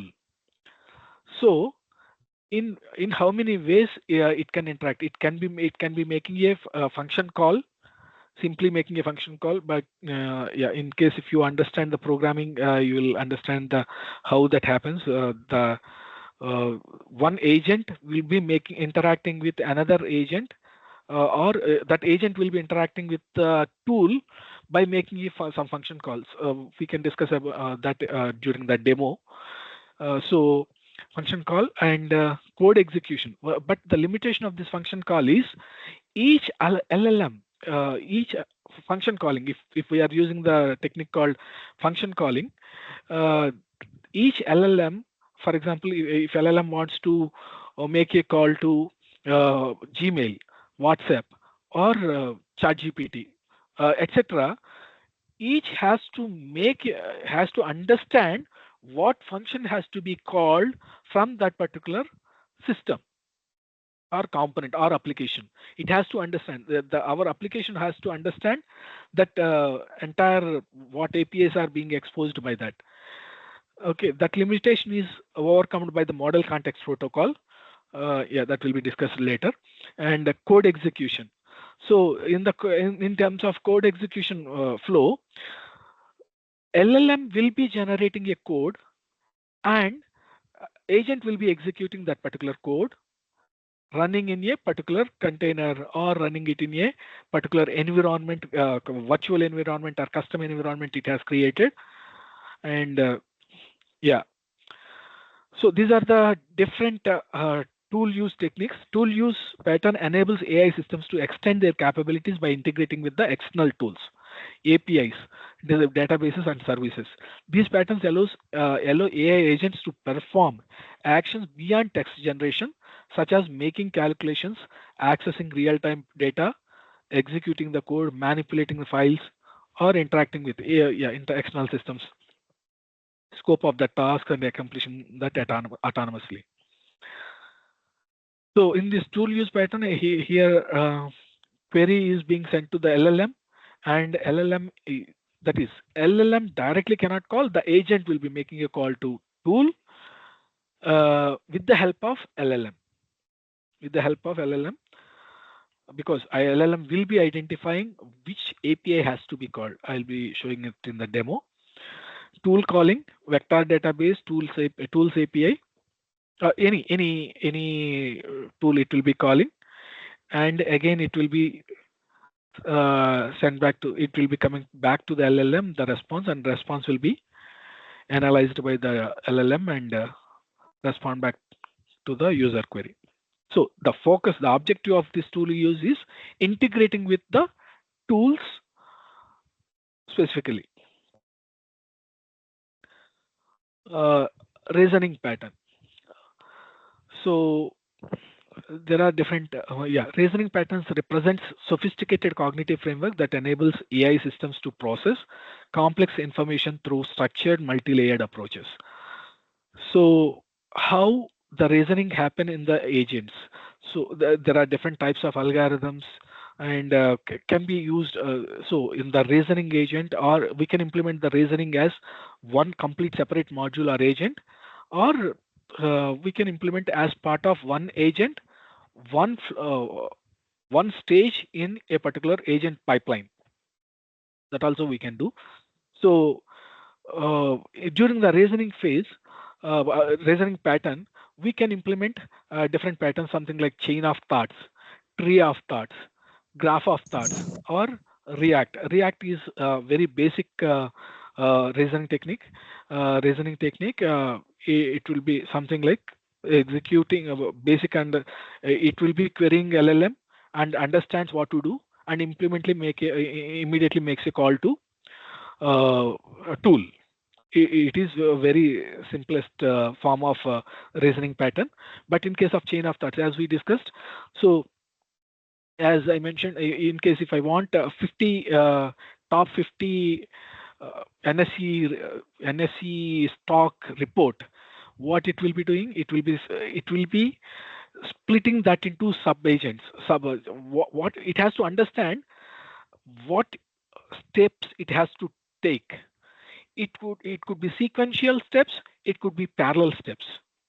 It has to take during the execution phase. But during the reasoning phase, it identifies whether it is chain of thoughts or tree of thought. So a root will be there, and the execution flow will be something like step by step it branches into multiple agents, and multiple agents will be executing multiple agents. That is down what it is, siblings or child nodes, and the responses will be sent back again back to the tree, a top node, and top node will be responding back appropriately. So graph of thought is something which is not sequential. So yeah, one node can be having multiple edges, and it can reach out to any agent, like not any, it is connected to basically multiple agents. It is connected to the like agents will be collaborating in form of graph. So these are all during the reasoning phase, it will be taking different patterns, and during the reasoning, React pattern is the simplest form, and query will be executed given to the LLM, and agent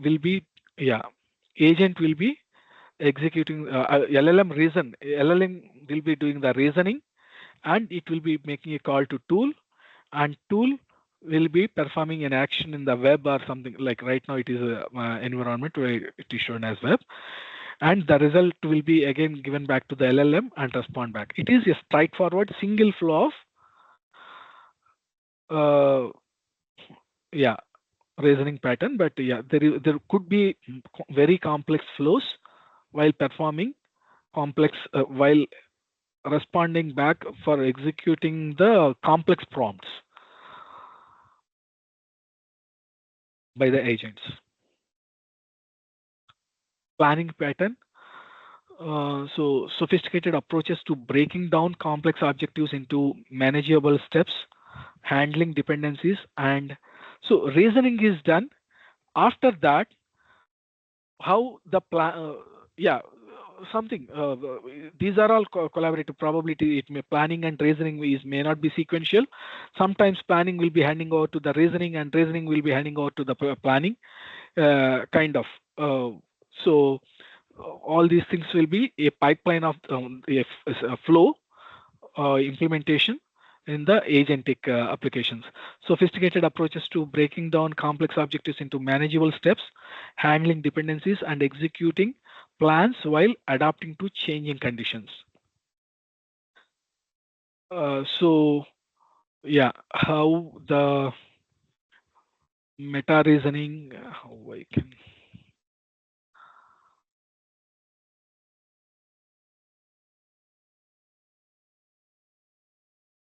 The basic planning technique is, for example, this flow is query is calling a planner, and planner is generating the tasks. Maybe planner, depending on the reasoning, maybe planner will be depending on the reasoning for identifying appropriate strategy for the planning, and generate the tasks, execute single task as React agent, as each and every single task. So generated tasks will be executed by the agent in React pattern we discussed, and it iteratively complete all the tasks generated by the planner by this particular agent, and combine them and send back as a response.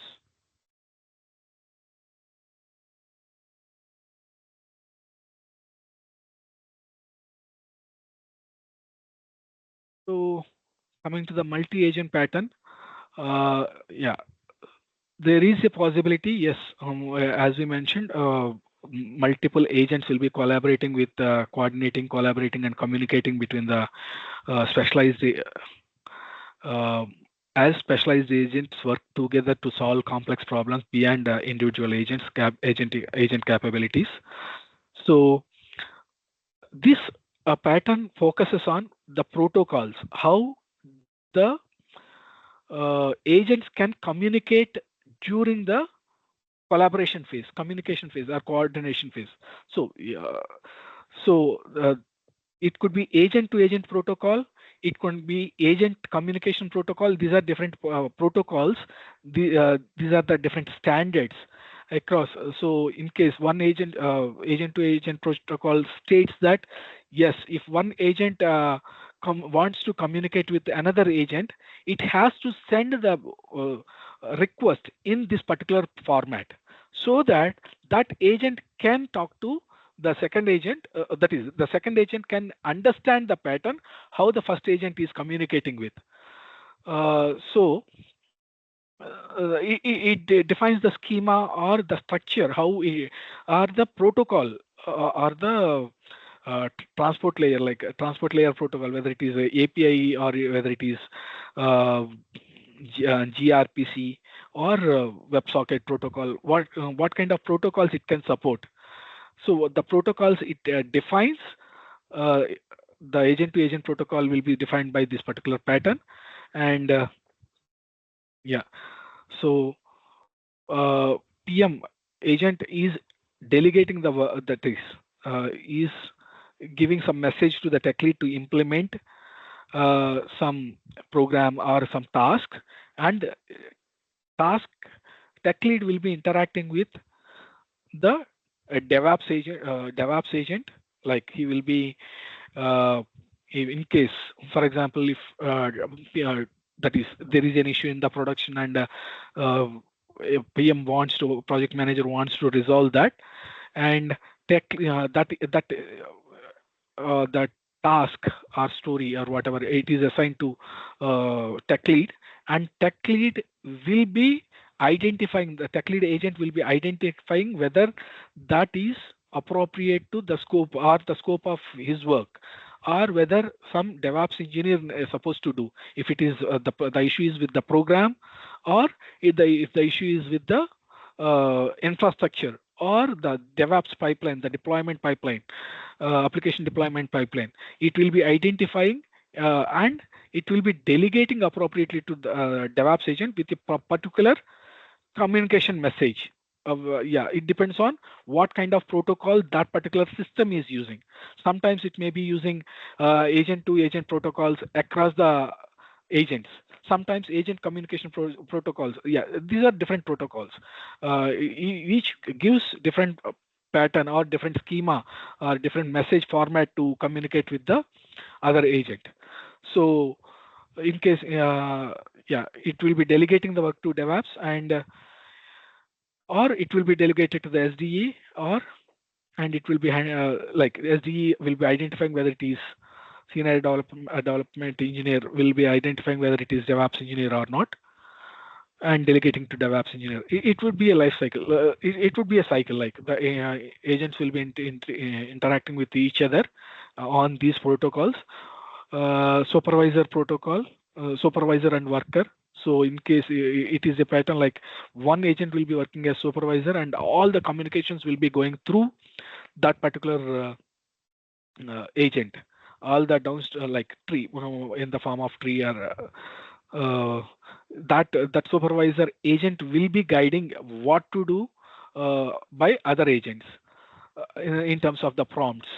So sometimes what we can implement is, so the agent, tech lead agent, has to do some kind of work, but he needs some guidance. But he cannot make his own decisions, or cannot evaluate.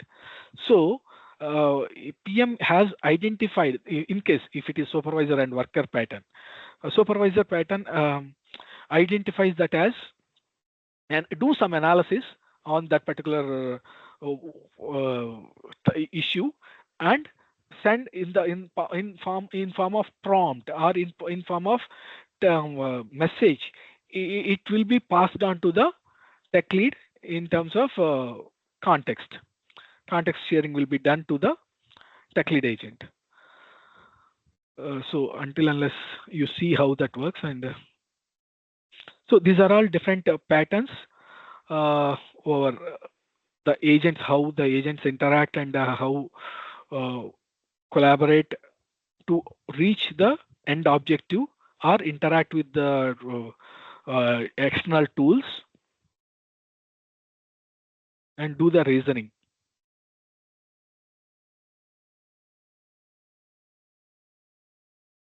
So use cases are something like healthcare, analyze medical reports, assist in diagnostics, monitor patient vitals, and yeah, in real world, mostly any, in my perspective, any kind of role humans are playing in a professional roles like the two white collared roles uh, can be automated through the agents using the agentic API. Sorry, agentic AI and agents. So analyze the medical reports. For example, if I take the analyze medical reports use case, so one patient reaches to the doctor, and asks him to doctor asks him to get the reports. So the patient will go to the diagnostic center and identifies that uh, yeah, he undergoes all that medical tests. The reports are generated.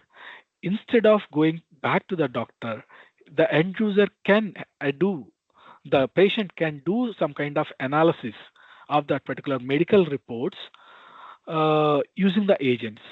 In case, for example, he want a second opinion of the doctor, he can take the assistance of the um, agent. In case it is very simple now, even it is already implemented in most of the case. ChatGPT is doing that. If you scan the medical report using your camera and upload that to the ChatGPT, it is analyzing the entire medical report, or doctor prescriptions also it is analyzing, even though the writing is very difficult to understand. So the characters, OMRs, OCRs, optical character recognizers are able to understand the doctor write prescriptions and do the reasoning and analyze that, and giving the reports, like the analysis of that particular thing. Assist in diagnostics, monitor patient vitals, and automate administrative workflows. In case, coming to the finance, automated trade bots, etc.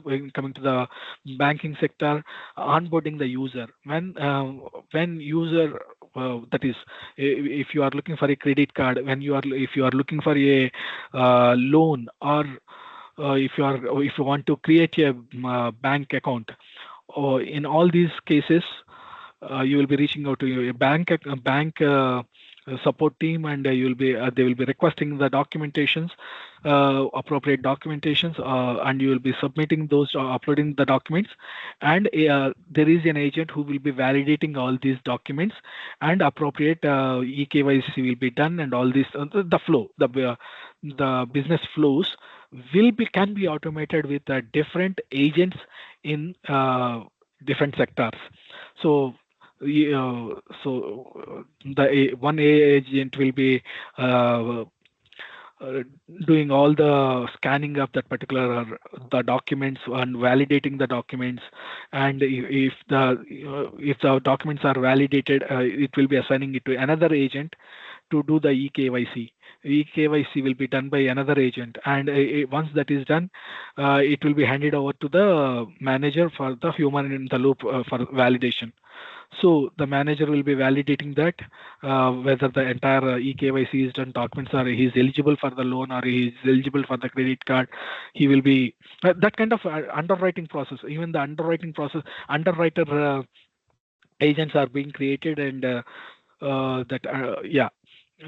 help the manager, like rating the loan for that particular customer, whether he's eligible for the loan, or based on his credit scores or whatever he's identifying, and giving the entire report to the manager, so that just as a human in the loop, he can validate them and click on submit, so that immediately the loan sanction will be triggered by another agent.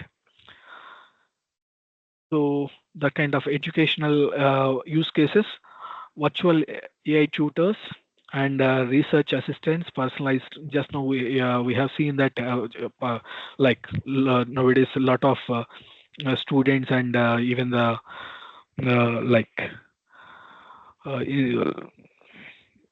professors are using agents or agentic chatbots, something like Perplexity. There are many chatbots basically to do their research, to submit their projects, or in case of generating the study material.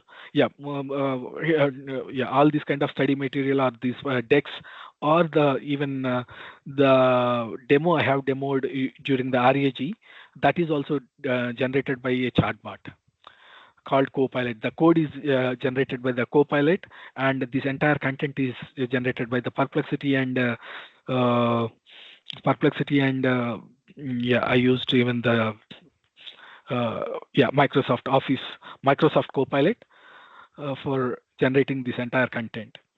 Likewise, you can adapt to the content, question papers, whatever you give. It is doing many things, and workflows are getting automated. Customer experience, 24/7 AI chatbot and event assistants provide. Okay.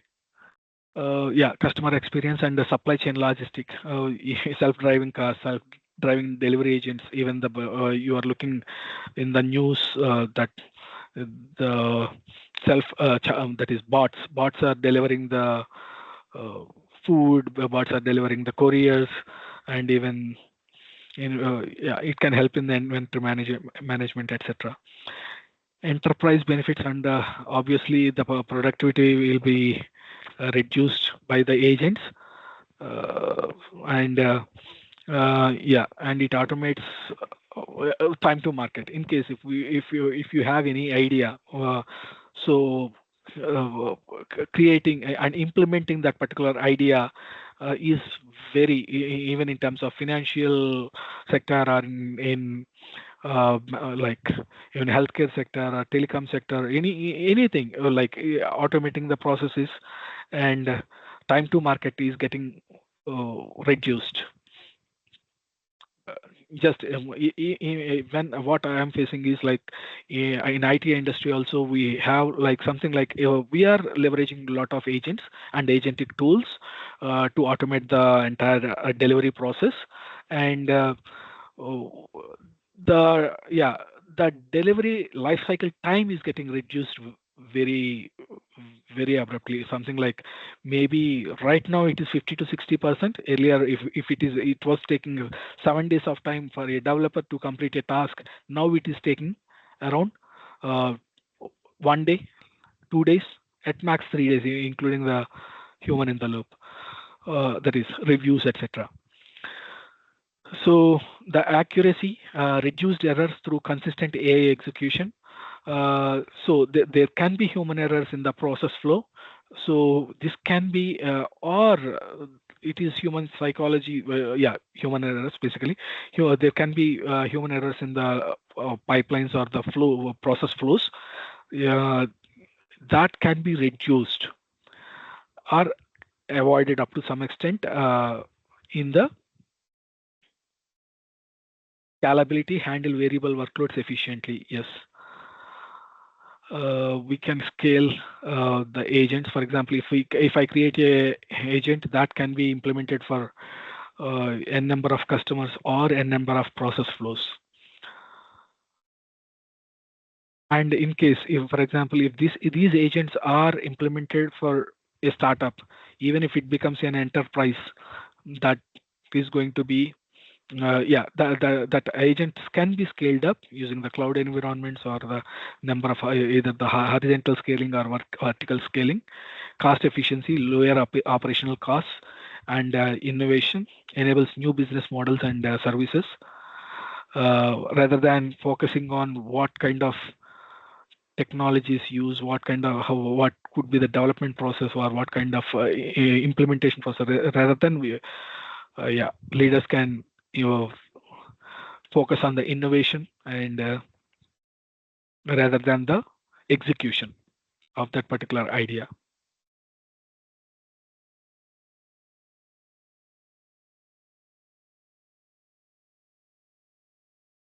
Okay. And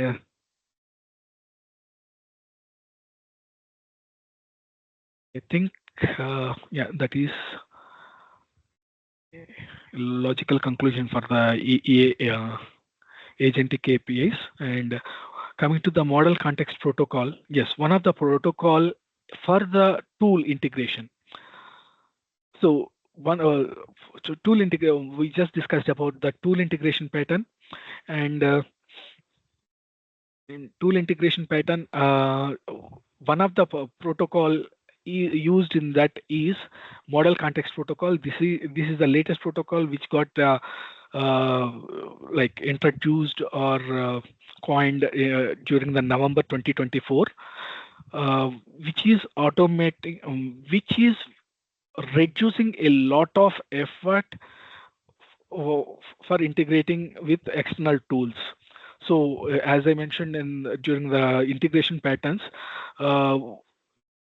while discussing the integration patterns, if it is API calling, API function calling, if it is function calling, there are some limitations. Earlier we were doing that, but there are some limitations that each and every LLM is supposed to interact with, has to understand each and every tool APIs, but how API structure, what is the request response structure? So there is complex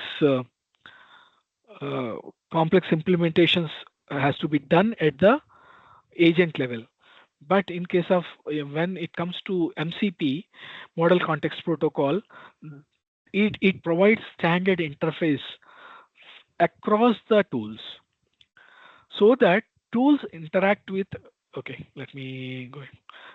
It provides the standard interface so that for across the tools. So agent is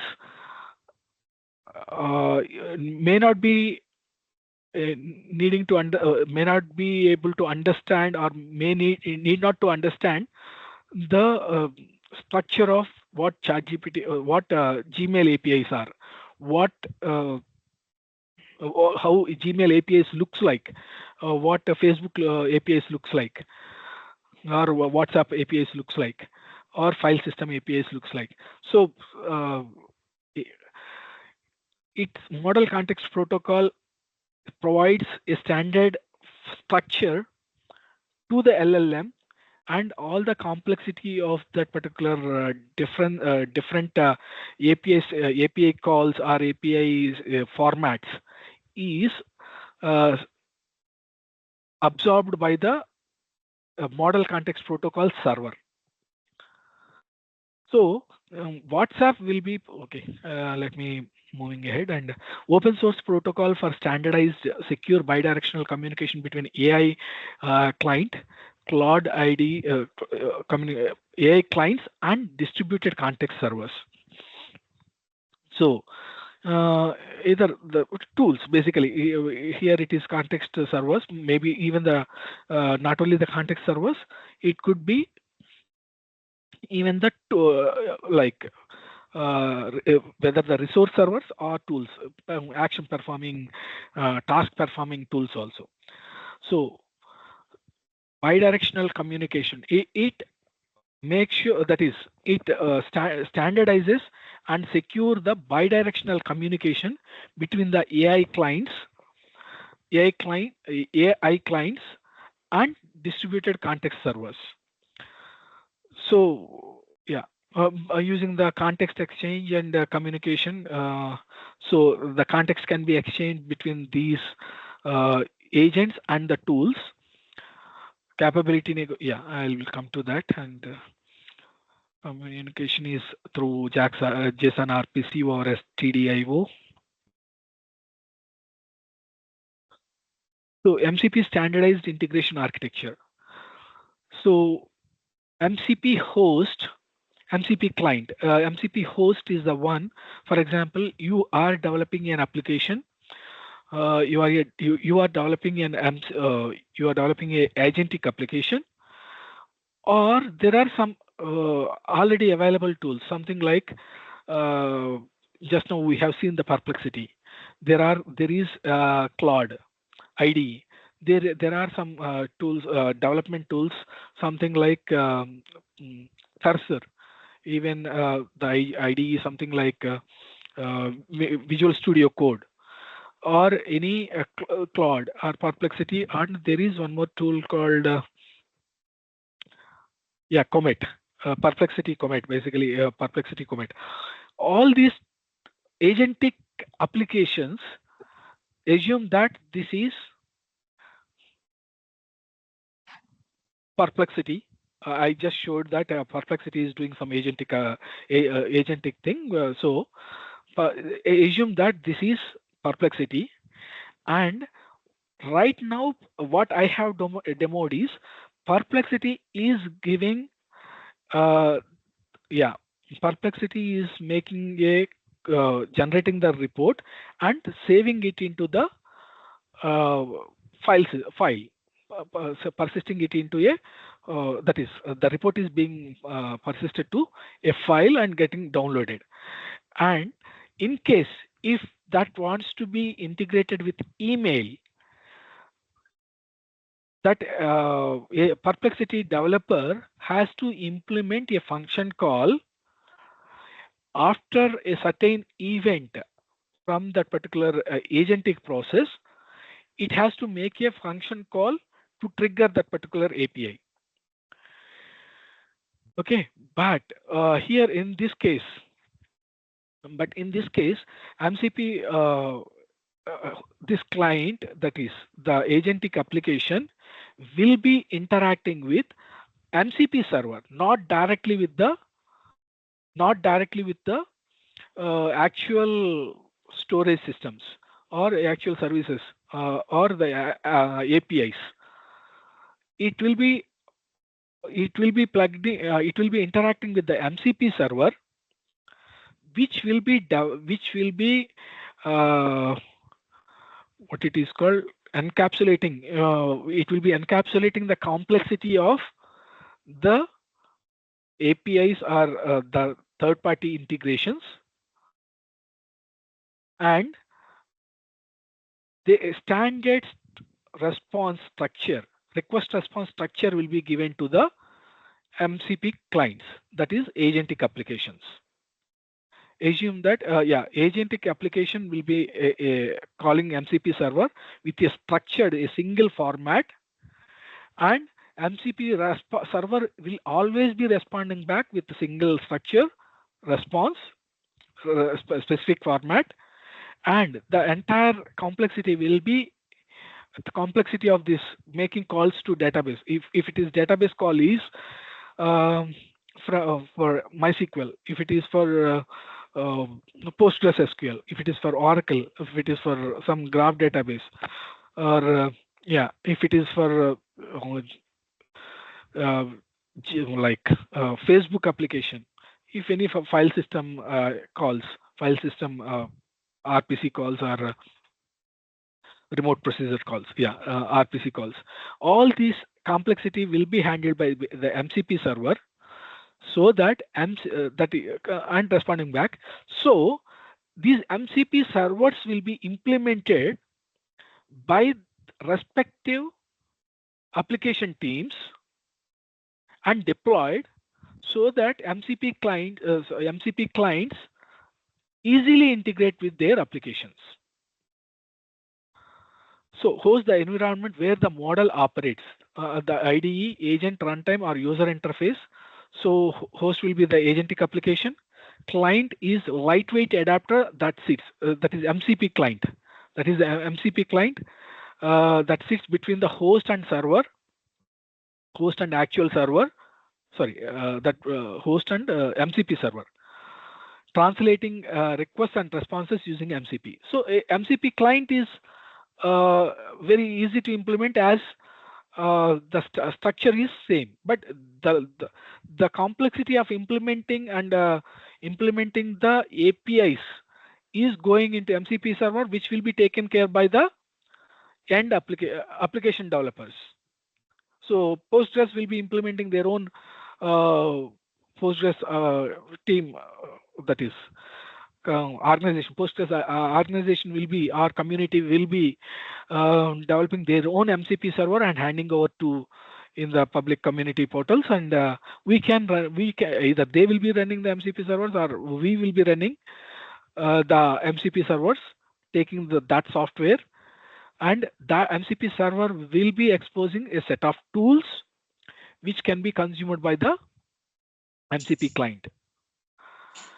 Server provides access to structured tools, resources and context, implementing the MCP APIs.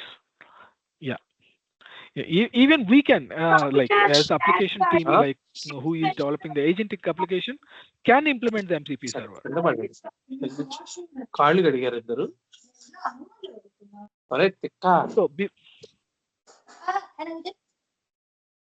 So before and after, standardized integration architecture. Okay, sorry.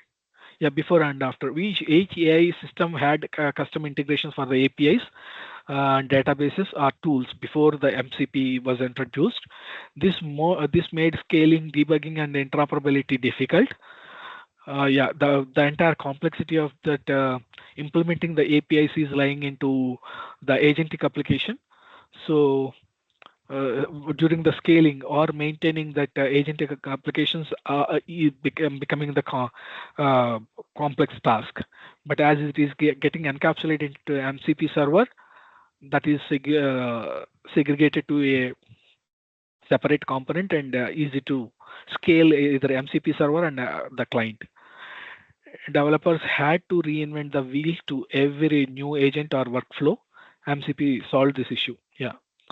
Providing a universal schema for tools, resources, and prompts, acting like USB-C port for the AI. So, so MCP is so in case USB is one protocol or one standard for interconnecting the devices. So USB is having different kinds of USB-C, USB, earlier. USB and USB-C. I don't remember the names. So the standard and all the devices which are being manufactured are using that standard and implementing their devices so that they can interconnect the devices. So similarly, this MCP protocol helps us standardize the interconnection of agents and tools. So this is the MCP.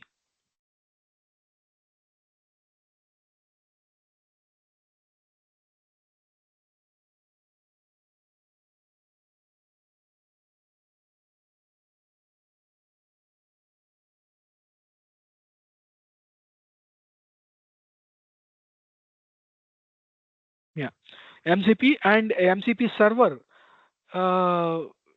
Actually, it is one-to-one. Exactly, it is not that one. MCP1, MCP2, MCP3 will be there in the MCP, and each will be interacting with the respective applications. So MCP1 will be interacting with the Notion specific MCP server. GitHub specific MCP server will be interacting with GitHub, kind of. But the standard is same. The way it is interacting, the request response structures will be and like.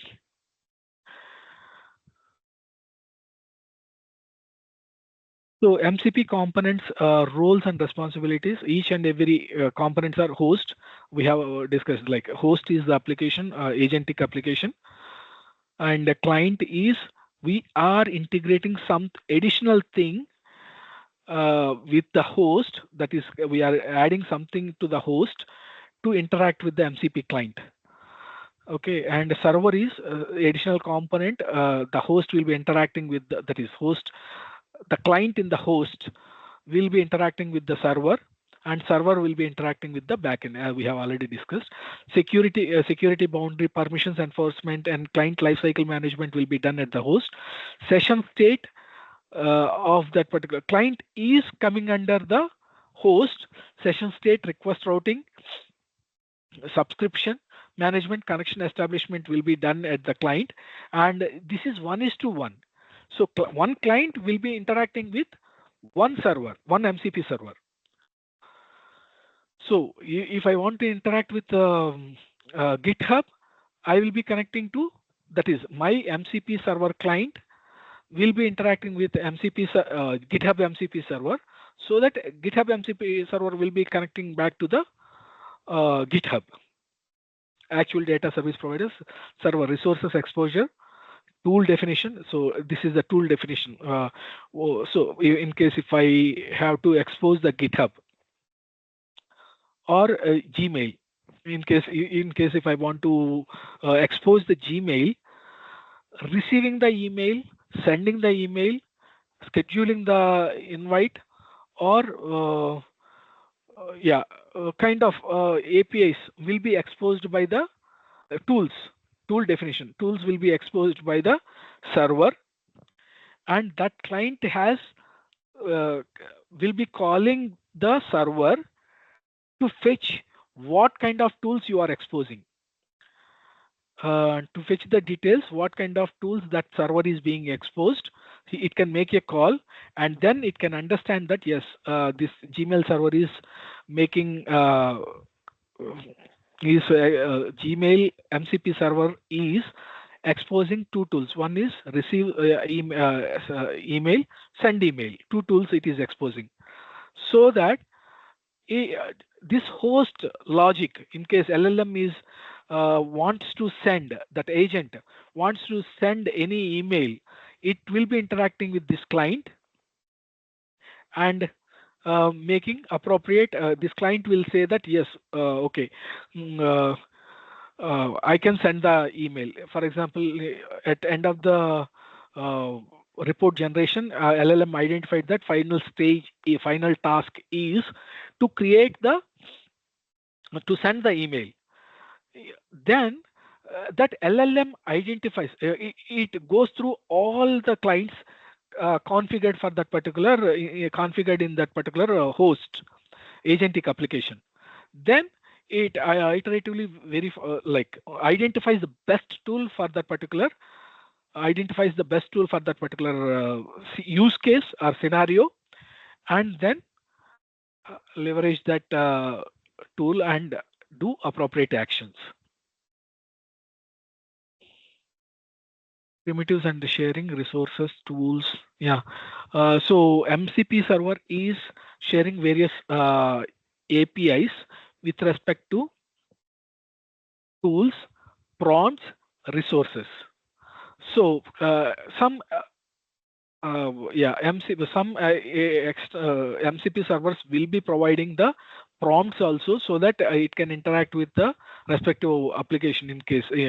So MCP protocol is exposing the APIs to retrieve the resources, to retrieve the tools details, and prompts details and notifications. For example, when it comes to notifications, when there is a change in the that tool, MySQL, that is Postgres, is changing its upgrading and changing the queries format or something, then it is then the MCP server has to be modified. Once the MCP server is modified, the agentic application has to be notified that the server is modified. So this kind of notifications will be sent back to the agent application. MCP prompts. So this is the prompts, and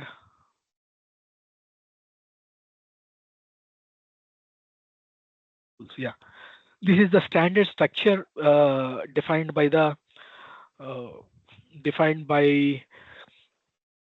MCP protocol. So name of the prompt, description of the prompt, so that LLM can identify appropriate prompt to execute and retrieve the prompts and execute on the LLM, add the context and add the LLM. So prompts are first-class objects in structured templates with variable, not just raw data text. Okay. This is the standard structure for MCP tools. In case if I want to retrieve the list of tools, tool will be defined in this particular schema. So unique identifier for the tool, human readable description, JSON schema. So that this is based on this context. Sorry, based on this name and descriptions, LLM will identify where this is Gmail sending tool or not. If it is Gmail receiving tool or not. Based on this description, it will be identifying. Once that is identified, what is the input schema for that particular tool? What is the input schema for that particular tool will be identified by the LLM. In this particular input schema format, it will be communicating with the MCP server. This is standard tool, but the properties, this is the format, but the properties, for example, email sender MCP will be having a specific set of properties to be sent to MCP server, or receiving will be having set of properties, parameters has to be sent to the. So discovering a client can obtain a list of available tools, invocation tools. I request. Yeah, discovering in one thing is discovering the tools. Has to discovering APIs will be there. Tools allow servers to expose executable functions that can be invoked by the clients. Key aspects of the tool includes discovering, invocation, and the flexibility. Tools can range from simple calculations to complex API interactions. So these can be one thing is the MCP server is supporting.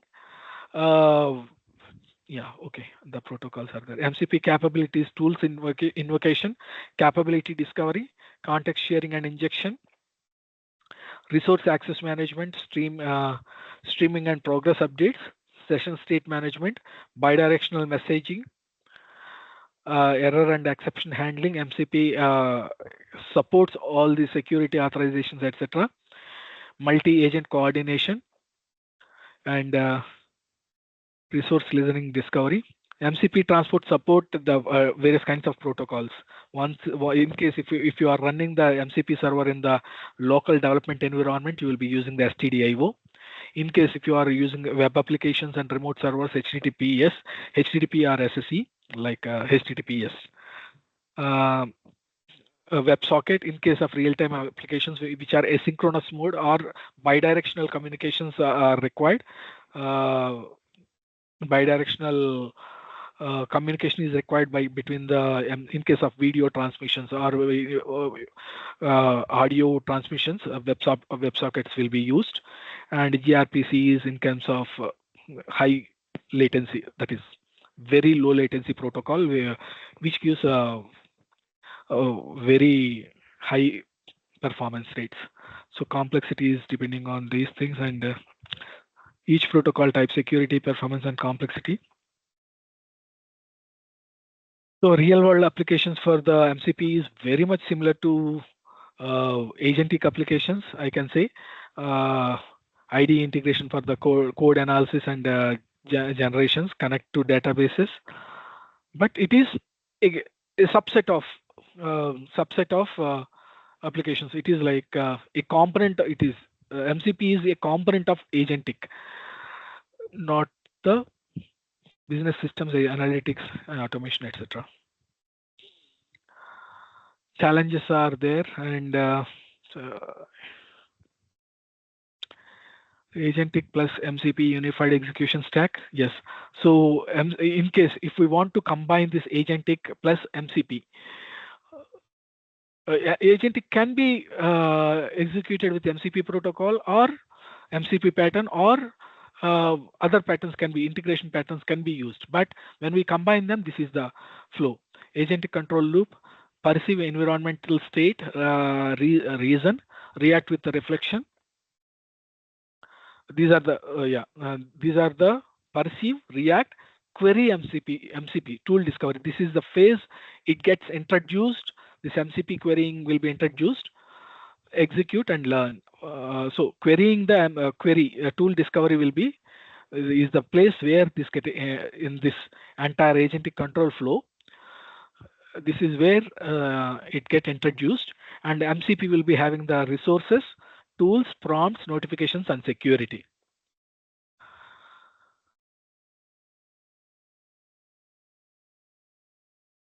MCP abstraction advantage will be agents will be MCP standardizes the tool interface.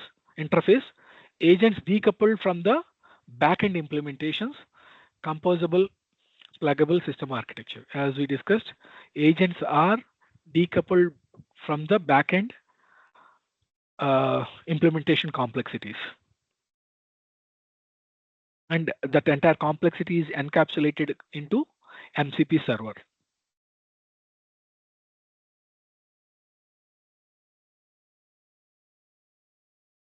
Okay. So if I have time, I have some demo for the MCP, but let me see.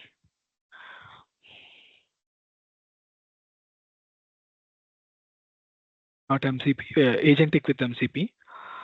Agents memory demo. Yeah, I have 3 minutes, but if you have any questions, we can discuss, or I can demo you how this memory looks like. Memory management system, short-term memories, and this is a simple program which executes an agent for persisting the expenses. Like if I say, if I give you a prompt, I want an agent agentic application which is making which is integrated to the SQLite using the MCP protocol. And it can respond back. It can perform or respond to your prompt something like, I have spent $500 rupees in for coffee, and please save it. Or if you likewise, if you start asking, if you start giving the input like I spent on this, I spent on this, it will be persisting into SQLite using the MCP protocol.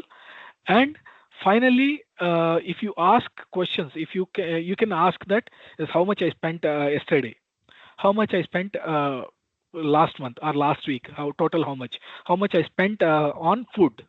It can understand. Even if you say coffee, even if you say I spent 200 rupees on coffee and persist it, as it is LLM enabled, it can understand. If you say how much I spent on food or beverages, that can be responding back and identifying that and responding back.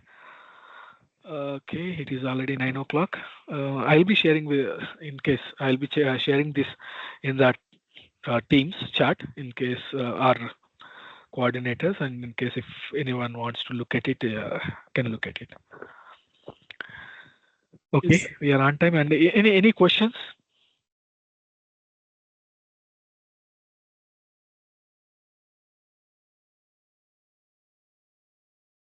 If you have any questions, we can discuss for some time. I am ready. I am okay with that. And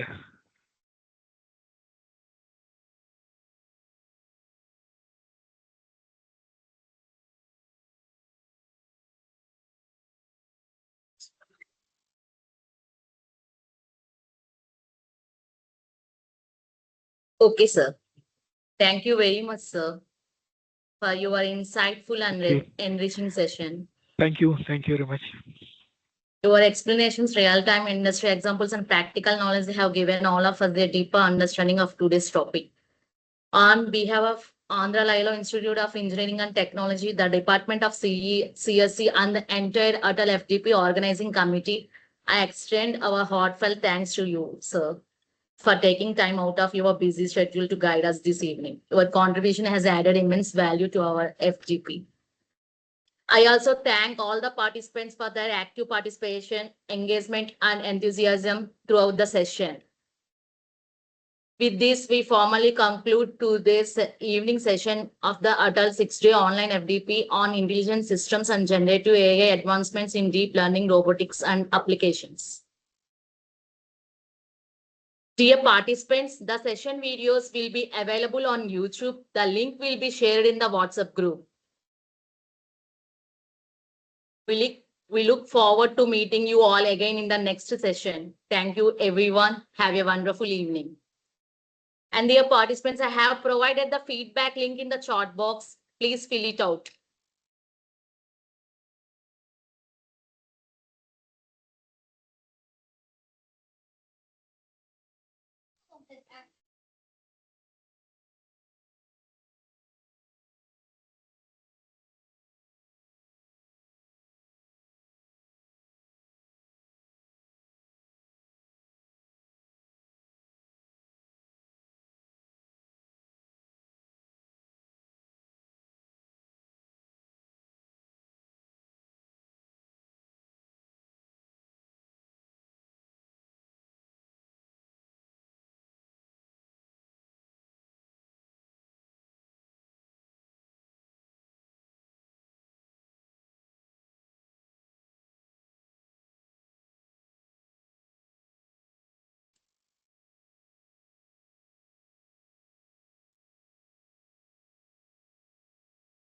Dear participants, please fill the feedback form and leave.